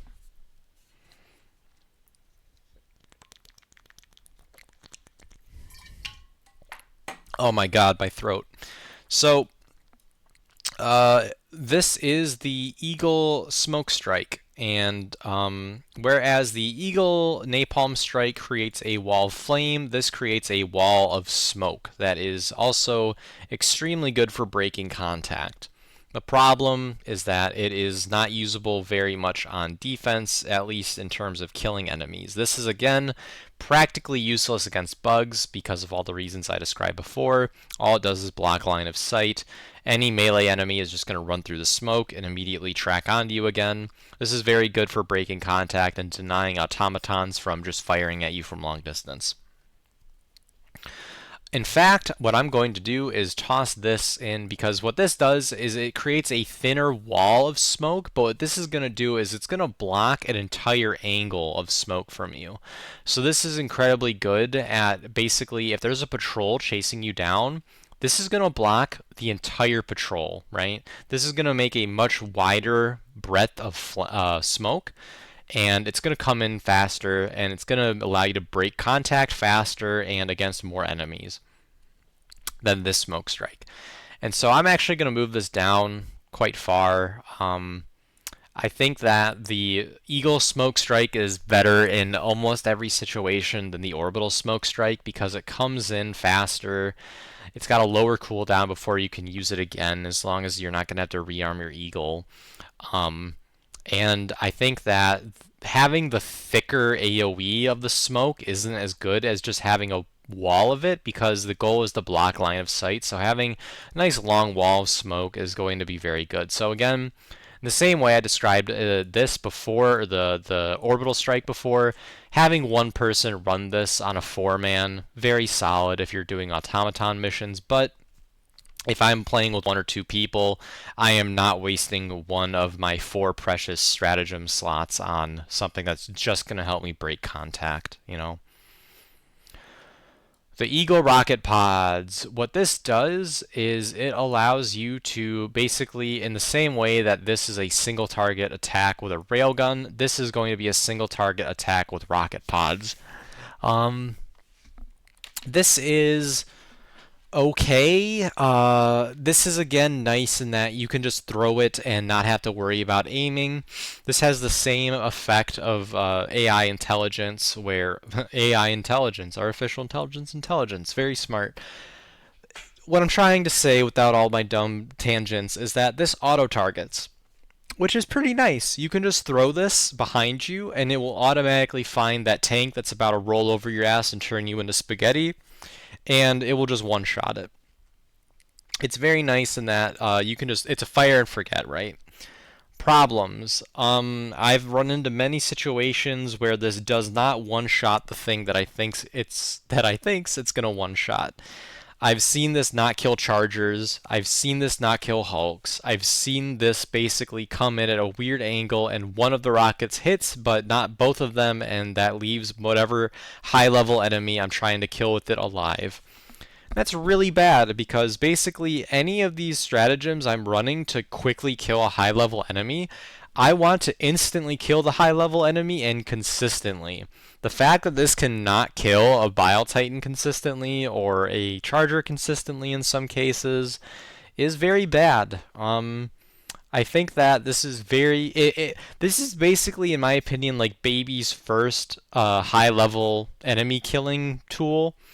If you need to run this, it's going to get the job done, but I don't think it's something that you're going to run once you unlock the Orbital Railcannon or the Orbital Laser, because I think they just do the job better. But if you need something, if you are running the higher level difficulties and you start asking yourself, why the fuck are there so many Chargers? Oh my god, how do I kill all of these things? This is something that you can use to bridge the gap until you unlock some of these really high level weapons. So it's not bad. Since it does have the auto targeting, you're not going to be killing your teammates with it very often. The fact that it does have a pretty low, it comes in quick after you call it, so it is hard to miss. It does have the ability to again kill things like cannon towers if you're fighting automatons. It can kill Chargers in one shot if both the rockets hit them. Um, but yeah, it's just outshined by some of the other single target weapons in the game, or stratagems, I should say. But it's not bad. It's not bad at all. Oh man, if you are a fan of Geneva Convention violations, the 500 kilogram bomb is going to make your, I don't know, the dopamine in your brain rise. It's going to give you a little tingle on your arms. This is the 500 kilogram bomb, and it's basically just a nuclear blast. If you see a Bile Titan coming at you, oh, all of a sudden it's gone. This is basically a big fuck you bomb that you're going to call in to basically kill whatever the heck you want to. Again, it's one of these get out of jail free card stratagems where no matter what enemy in the game you see in front of you, no matter how scary, you can run this stratagem and always know that you can kill it. Oh no, there's a Bile Titan in front of me. Oh no, everybody else's stratagems are on cooldown. Everybody else is occupied trying to do something else. I, as myself, need to 1v1 this Bile Titan. I need to 1v1 this Hulk, this tank. And quickly, boom, 500 kilogram bomb is there to back you up. This will instantly kill even the most healthy enemy in the game in a one-shot fashion, as long as it hits in the direct center of where you call it in. This is very strong.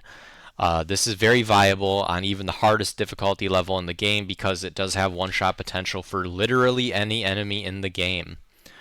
The problem is that unless you have the unless you have the module unlocked that allows you to call this in twice, this is a single-use stratagem for the entire duration of the mission. That is going to limit the number of these you can call in. You can get 2 of these at best, but 1 of these until you get that unlock, as I said. But if you're playing the higher level missions, chances are you have the unlock to use this twice, and just being able to have 2 get out of jail free cards for one of your stratagem slots, no matter what you're fighting, pretty good. If you need to use this against a base, you can. It's going to hurt you. It's going to hurt you inside to use this on an automaton factory or a stationary object, but you can if you need to. And that flexibility makes it very solid. But the fact that you do have to aim this well, the fact that this does not auto-target, the fact that you at best get 2 of these in a mission, I think makes it slightly weaker, even though this does have an AoE. But frankly, it's still very strong.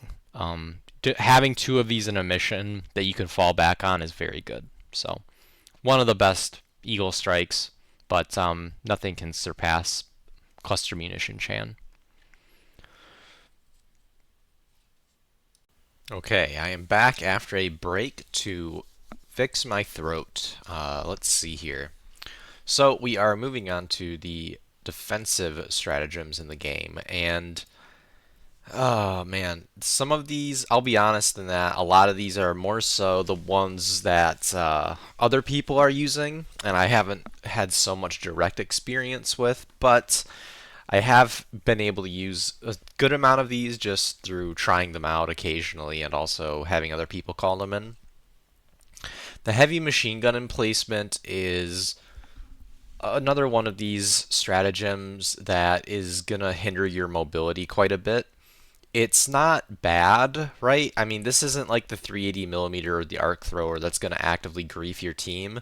What this does is it literally just calls in like a big manned machine gun emplacement that you can hop on, which is it's all right for defense. But the thing is, before I mentioned that in Helldivers, staying mobile is staying alive, and hopping up on a very exposed piece of terrain to hop on a machine gun is exposing yourself to all kinds of issues. If you try to use this shit on an automaton suicidal plus difficulty mission, a rocket's going to come out of nowhere and blow you up. A mortar emplacement, an artillery emplacement is going to blow you up. A Hulk Devastator is going to blow you up. If you're using this against bugs, it's probably a lot better, but there are still a lot of enemies that are going to be able to close the distance with you that you're not going to be able to kill quickly, such as the Charger, such as a Bile Titan. So this is another stratagem that's probably alright on the lower difficulties, but I don't think this has like barely any use against automatons. I don't think this has much use in the higher difficulties at all, but it's not going to actively grief your team, so it's only so bad that it can be. And the fact that you can't use it at all on offense, the fact that you can't use it at all to break contact. I understand this is a defensive stratagem, so obviously you can't use it on offense, but frankly, some of these you can use in a more offensive role. So I don't know why you would run this really, but yeah, bottom of C tier. I just don't know why you would really choose that over. There's so many other better stratagems that you can pick. Let's see, the portable bubble shield, I don't actually know what it's called, probably shield relay or something. It's basically the bubble shield, the drop shield from Halo. This is actually alright. Again, this is going to be way more useful on automaton missions than bug missions, because what this does is it just creates a big old shield that you can shoot out of, but other things cannot shoot into. Very good against ranged enemies. I haven't tested it yet, but I'm curious if this blocks Bile Titan, their beam, because if this does, it might be even useful against higher tier bug missions. But I'd say out of the defensive stratagems, this is definitely going to be one of the more useful ones. I don't see it run a whole lot just because, again, if you're putting down a bubble shield, you're staying inside the bubble shield. You're going to be camping for a little while, which extraction can be good. Certain mission objectives you have to hold for a while can be good. This is a good way to just buy some breathing room if you are being overrun, but this shield does not prevent other things from coming in the shield, right? This basically is just going to block ranged attacks. This does not stop a Hulk or a Charger from just charging at you and entering the shield and then killing you. So if you're popping the shield down in a situation where nobody's able to hold their positions, chaos is coming, there's a bunch of drop pods, there's a bug breach, you just want to throw this down to hide in the shield for a little bit, well, all of those high-level enemies you're struggling to kill are just going to be able to come into the shield. So it's all right for breaking it's all right for just if you have a lot of rocket devastators shooting at you, you have a lot of tanks shooting at you, you just need a quick breather to regather yourself. It is okay for that. And you're basically never going to grief your team with this. So I would say for a defensive stratagem, it's probably one of the better ones. Maybe toss it in top of C tier. I am a very offensive-minded player in this game, and I think that anything that's going to lock your team down and prevent you from getting on with the mission is undemocratic and ultimately going to cost you in the long run, because on the higher difficulties, the biggest thing that's going to kill you, I've said it before, I'll say it again, is the enemy snowballing. And that happens when you stay in one spot for too long, and the enemy just keeps calling in reinforcement after reinforcement, bug breach after bug breach, and eventually you run out of ammo, eventually you run out of stims, and eventually you lose. So it can be okay, but you're going to be getting, even on automaton missions, I just think that your mileage is going to be so low that there's just so many other better things that you could run. But in and of itself, it's not bad. It does the job, and it's not going to hurt you, right? This is the Hell Bomb, isn't it? I don't know why this is on the tier list. This looks like the Hell Bomb call-in. I also don't know why all this shit's on the tier list. I'm not going to be ranking those. Reinforcements, pretty good. Who'd have thought? Um, this is the minefield, specifically the anti-personnel minefield. As you could expect, this is literally just a minefield that you can put down. This is this is like, if I had to put together a griefing build, I think it would be the Tesla Tower, the 380 millimeter barrage, the minefield, and probably the Tesla cannon. Because, oh my god, you will kill so many teammates with the minefield. This minefield is basically everything that the cluster munition does on its own, this does for breaking contact, right? Whereas this is able to come in 2 seconds and immediately kill anything following you. This is more of a persistent break contact. You throw this down behind you as you're running away, and suddenly a lot of the trash enemies following you die. So it's pretty good for that. It's also very good on evacuation when you just call this in to, again, guard one of the approaches so that you don't have to worry about it anymore. Very good at that. What this minefield is not good at: running around the map, creating hazards that you have to worry about later. Let's say that you're early on in the mission and you have a bug breach come in and you're just trying to cover one of the angles of attack. Well, what you've just done is create a hazard area that if you end up having to backtrack due to being pushed back by a horde, or you just have to go that way again during the mission because you know one of your objectives is in that direction, well, now suddenly you're probably going to get a team kill or two. The minefield is a very, very good thing for griefers everywhere, and they love it. So many times you will run onto the minefield by accident. And the best part is that if you run onto a minefield and you drop your resources or your support weapons, now you have to brave the minefield while being chased by enemies again in order to pick your shit back up. So, that being said, though, you are able to use this on the move much more than the other stratagems, so I think it is a lot better than some of these other ones. The fact that you are able to break contact with it and use it much more consistently throughout the mission does make it a lot better, I think, and I do think that this does have a place even on the higher difficulty levels, because being able to have that persistent area blocking in situations where you're running away from an area and you know that you're never going to have to go that way again is pretty good.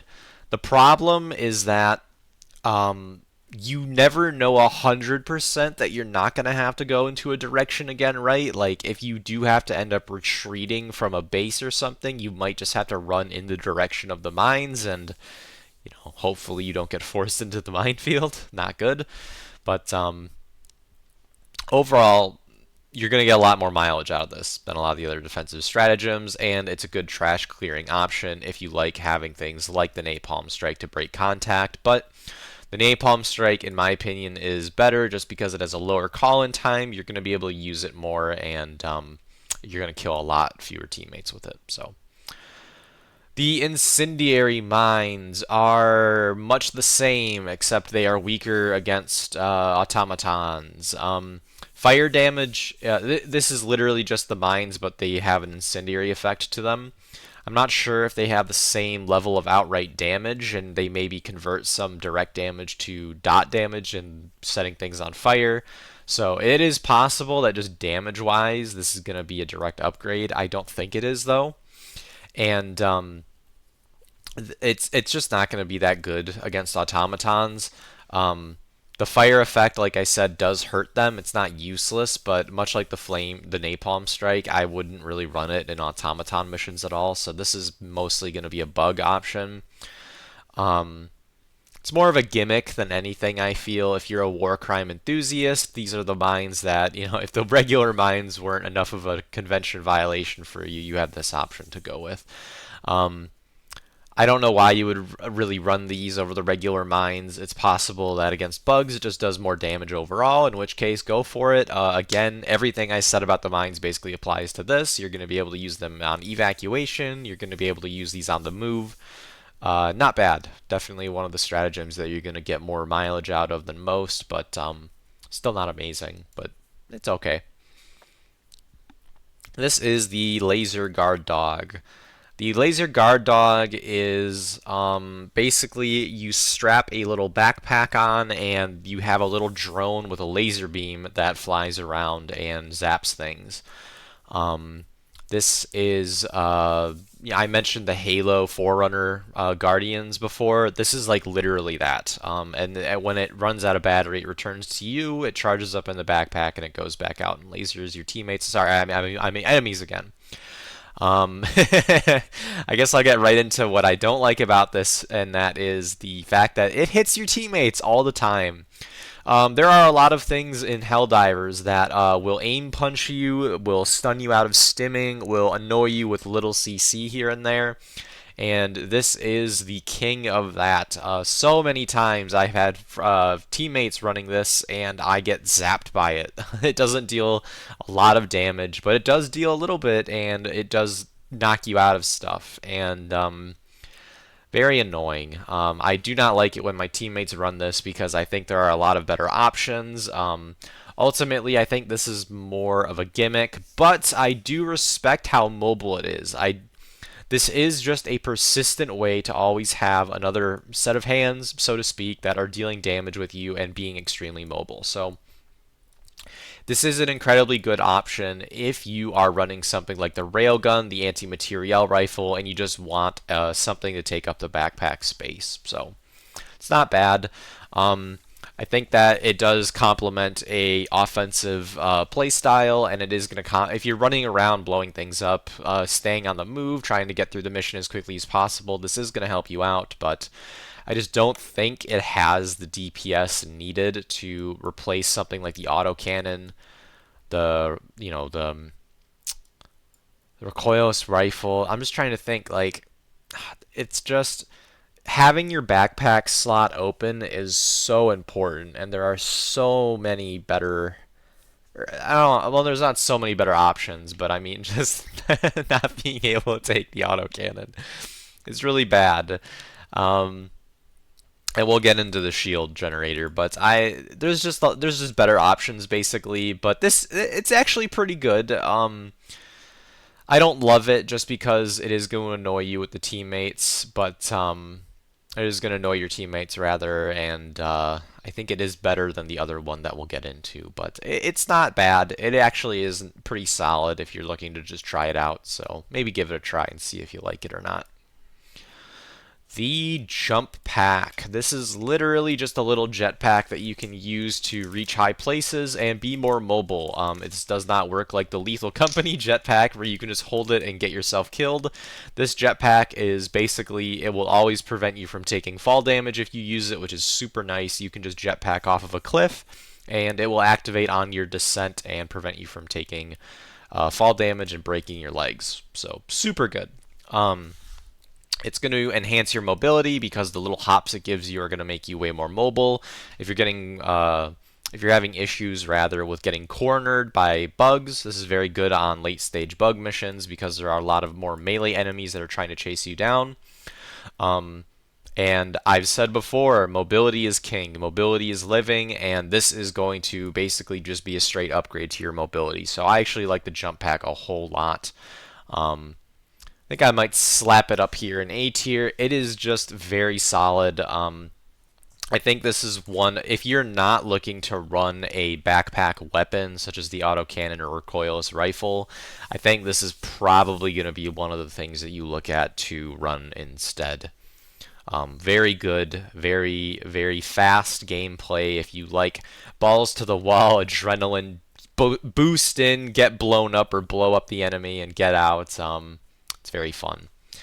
Uh, would recommend. The ballistic shield, hands up. How many of you have actually seen a teammate run this stratagem? Crickets?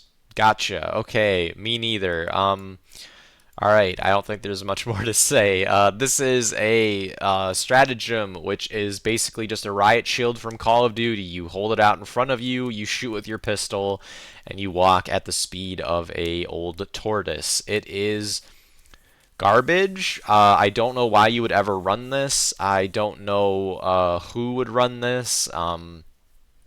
It seems like challenge mode. You're going to be walking extremely slowly. It has no offensive potential. I have never used this fucking thing, and I've never seen anybody else use it, so I don't know why you would ever run it, but at the very least, you're not going to be killing your team, so it can only be so bad. Gonna put it at the bottom of D tier for that reason, but yeah, I would not run it.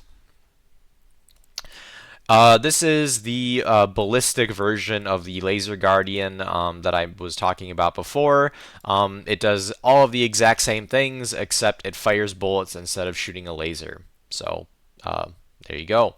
I don't think it's as strong because the laser is an auto hit, whereas this can miss, I believe.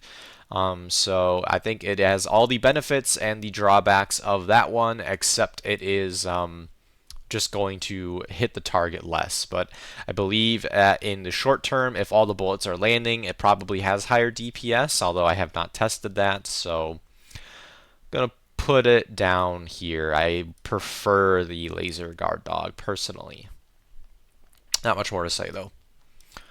The Shield Backpack, the Meta Man's favorite backpack augmentation. Why is this backpack over here, game? Come on. This is basically a portable shield generator that you slap on your back to literally just give you extra hits before you die. It is very strong.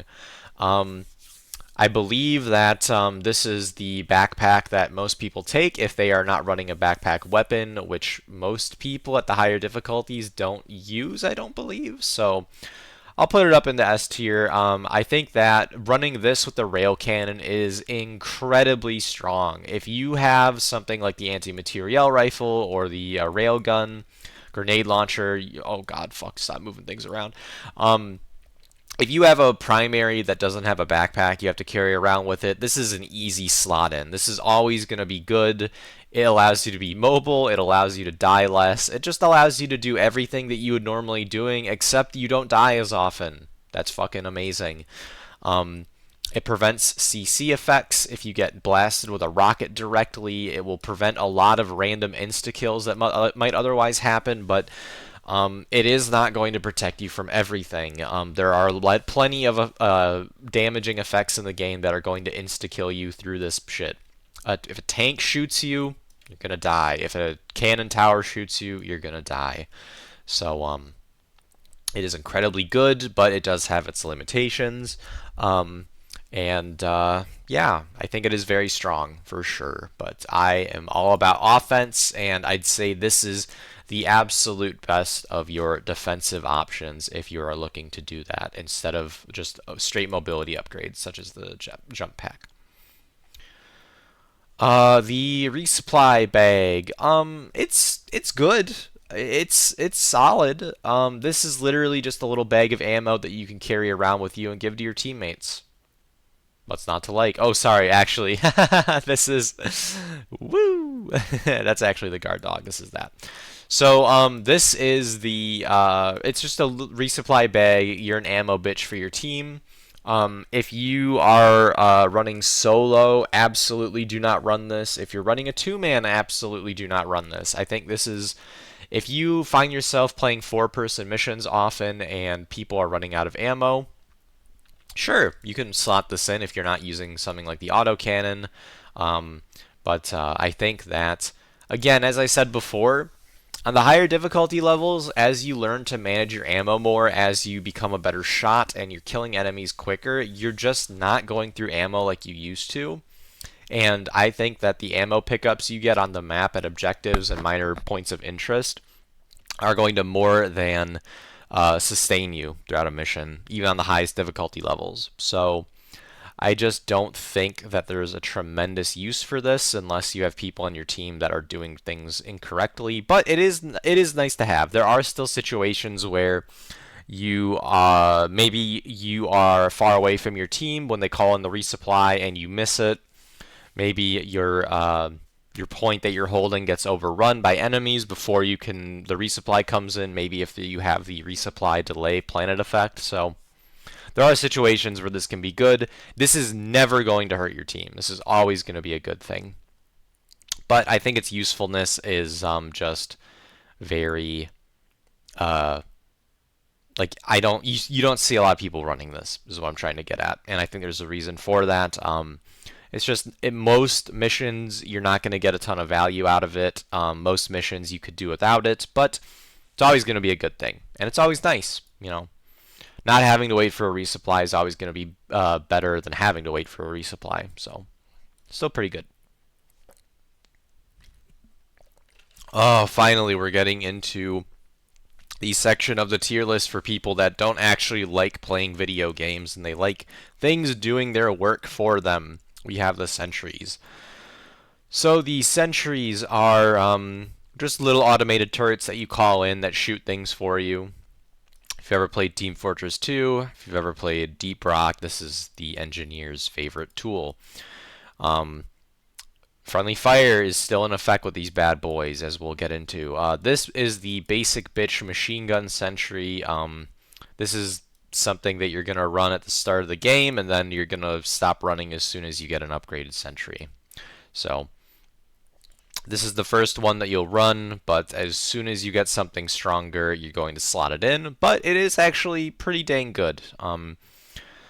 The biggest thing that we'll get into with the sentries is placement. If you place this in behind your teammates, it is more than likely that these fucking things are gonna shadow you with their barrels and end up murdering people. So it is very easy to grief with sentries. We'll talk more about that with the Gatling Sentry because I think it happens more, but it's okay. It's solid. It's just mediocre in comparison to any of the other sentries and mediocre in comparison to many of the other things that you could run instead. So you'll run this as an early Helldiver and you will immediately stop running it as soon as you get this.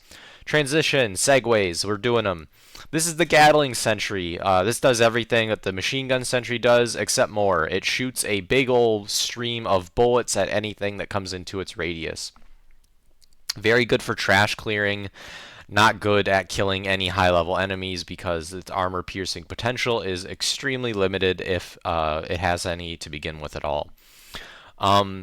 The biggest caveat with the Sentry is that I'm going to discuss a little bit now how you can use these in a undemocratic way. So the problem with the Gatling Sentry is that it doesn't stop shooting when it's transitioning between targets.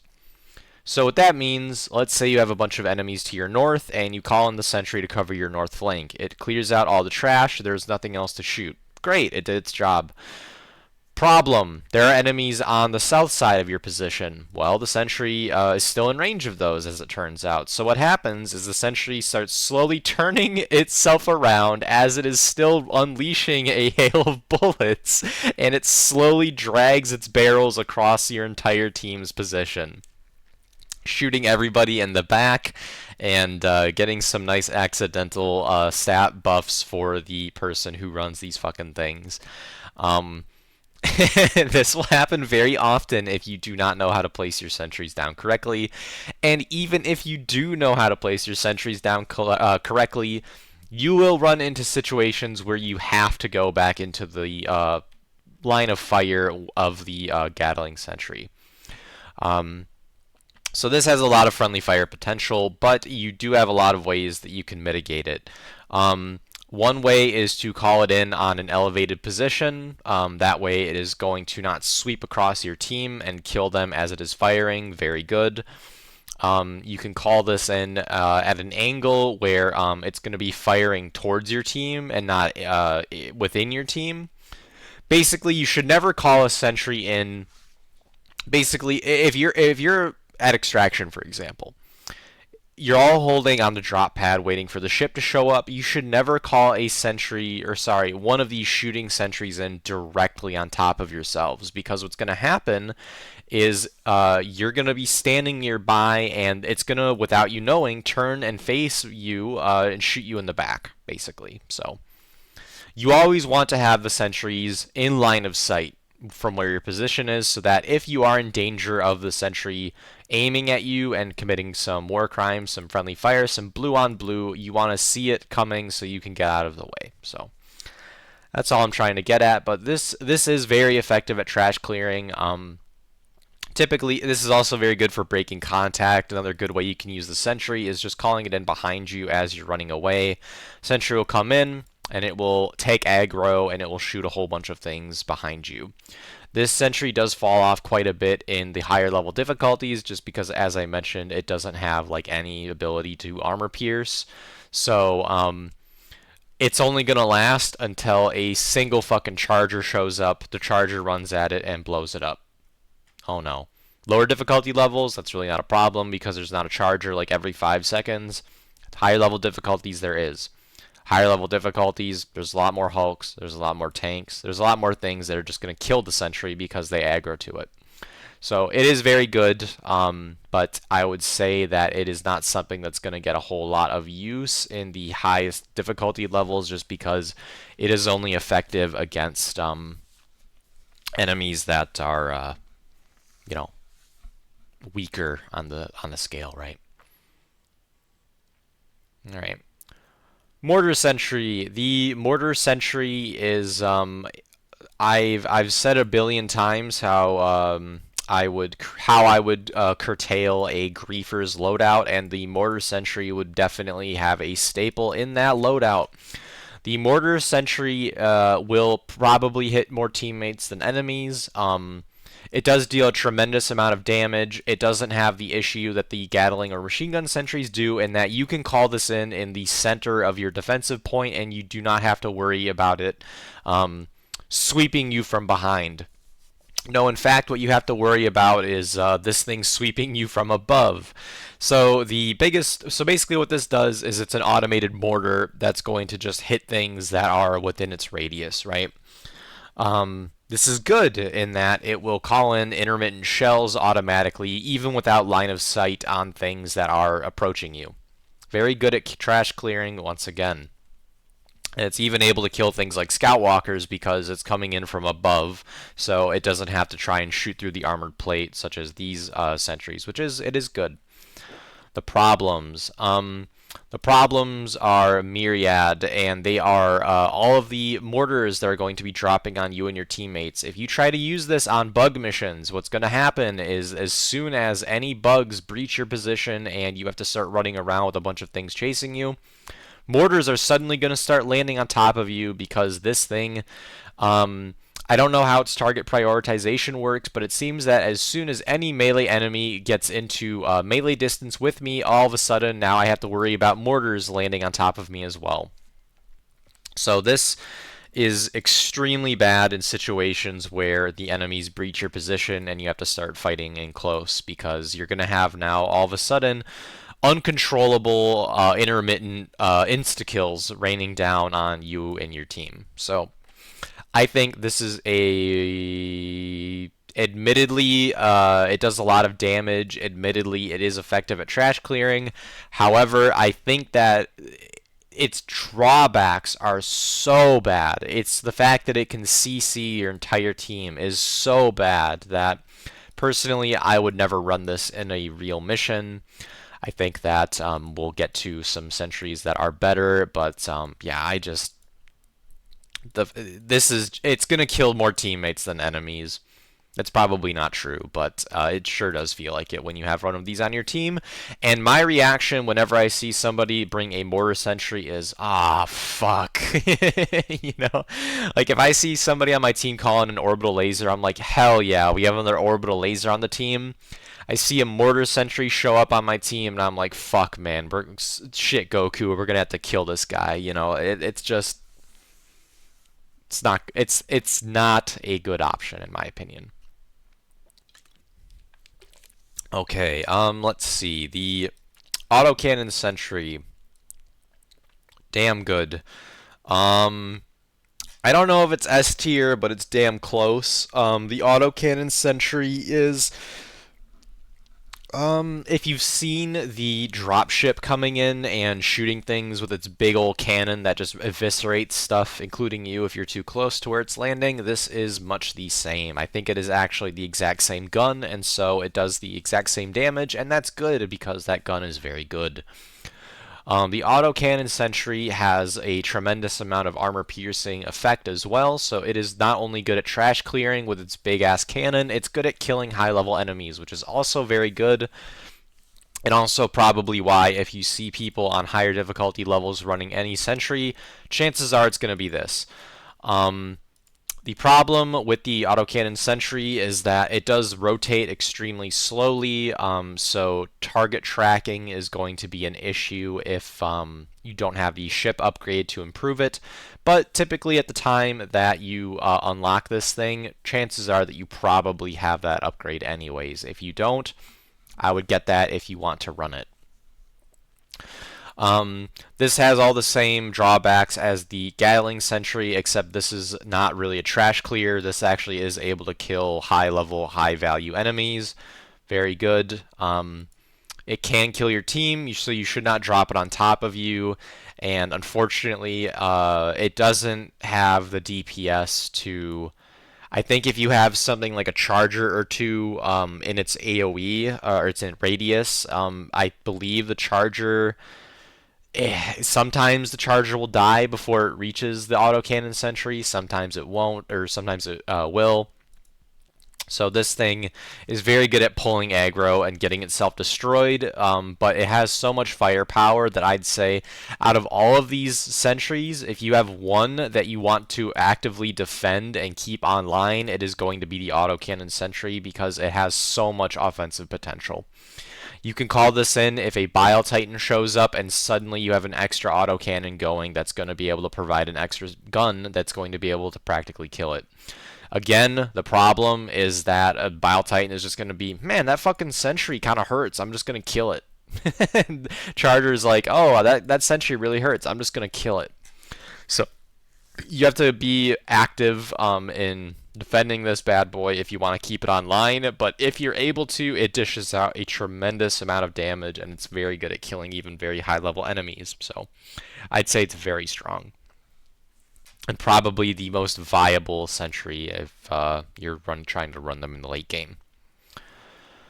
Rocket Sentry. The Rocket Sentry is kind of a weird one. The Rocket Sentry is self-reported as being a good option against armored enemies because it's basically just firing AP-HE missiles at things. Or, you know what I mean, heat warheads. But it doesn't seem to hit things as often because it basically fires out a burst of 3 missiles at stuff as it's firing. The problem is that it doesn't seem to, after it fires, it just doesn't seem to lock onto a new target very quickly, and so if this thing locks onto trash, which it often does, and there's an enemy you actually want it to target, I feel like it doesn't do that as often. I just feel like it doesn't have, I feel like this should be way more effective at dealing with armored opponents than it currently is. It is an okay option for dealing with things like Bile Titans, like Chargers, like Hulks, like tanks, but it has all the same drawbacks as the other sentries, such as the fact that it is just going to get aggroed and things are just going to blow it up. And I just don't think it has as much stopping power as it otherwise probably should. But it is still pretty dang good. I'd say that probably put it about here. I think that you're probably going to see people just running the Autocannon Sentry instead if they want to deal with armored enemies, and people don't run the Rocket Sentry so much for that reason. But all the sentries that shoot at things have the same weaknesses and strengths, so everything I said about trying to stay out of the line of fire also applies to this. The EMS Mortar Sentry, I think is another one of these that is just not very good. I think that it has all of the drawbacks that the regular Mortar Sentry has, except on top of all of that, it also doesn't kill things. This is not good. The Mortar Sentry, I've said before how the EMS Strike, I'd prefer to... God, I can you stop moving shit around. Stop it. Ah, I've broken everything. Okay, it's just... Why, if you're on an evacuation mission, what this is going to do... Or sorry, evacuation mission. If you're at evacuation, you're waiting for the dropship to show up, what this is going to do is just launch out mortars that are going to have the stasis field effect on wherever the mortar lands. This is good for CCing enemies, however, as soon as that effect goes away, suddenly you have the enemy still around to deal with. So this is not good at trash clearing, this is not good at anything clearing. This is another thing that you're going to have to combo with something else. You're going to have to help this out. This is not going to deal with anything on its own. So everything I said that sucks about the Orbital EMS Strike, this has as well, except on top of all of that, you have no control over what it's firing at. This is very bad.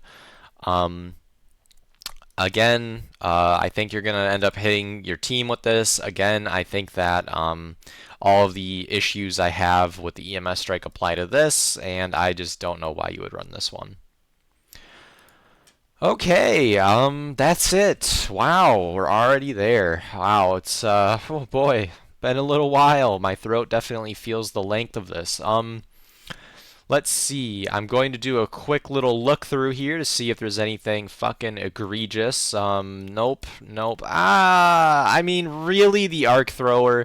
Putting anything in the same tier as the 380mm HE Barrage honestly feels like it's a disservice, so I'll put that here. This really is in a league of its own with how fucking terrible it is. Heavy machine gun. Probably better than this.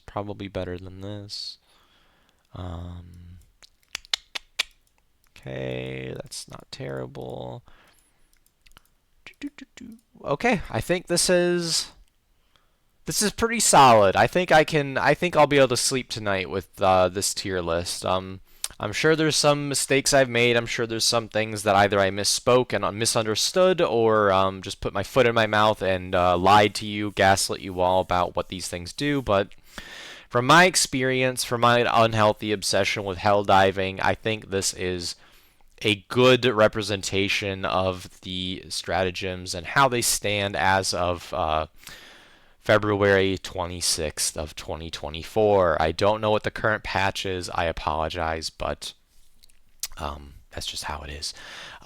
So thank you all for sitting here and listening to me rant to myself in my small dark goblin cave. I hope you all enjoyed. I hope you all maybe learned a thing or two that you might not have otherwise in this game. And I will see you all on Malevelon Creek. Stay free, Helldivers. Hello. Wubs from the future here. I'm sorry that I did not recognize the Tesla Tower in all of its team-killing glory.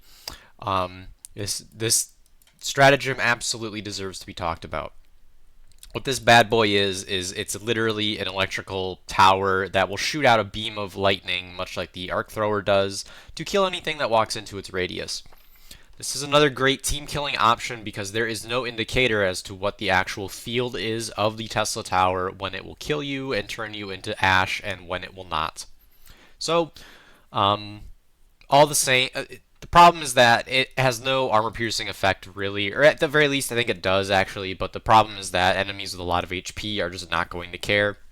So, whereas a lot of the other sentries have ranged options, you are never going to be able to stand near the Tesla Tower to defend it. You are basically always just going to have to throw it to block an angle. And the second that a charger spawns, they're going to break it. The second that a Hulk shows up, they're going to break it. The second a Bile Titan shows up, they're going to break it. So incredibly bad on the higher difficulties, and it's incredibly good at killing teammates because they will just not notice it when they're trying to run away from things. And I cannot describe to you how quickly you die when you walk into the radius of a Tesla tower, because the arc just bounces to you and you're dead. It's an insta kill. It's hilarious if you're trying to kill teammates, run it, but otherwise, please don't. D tier.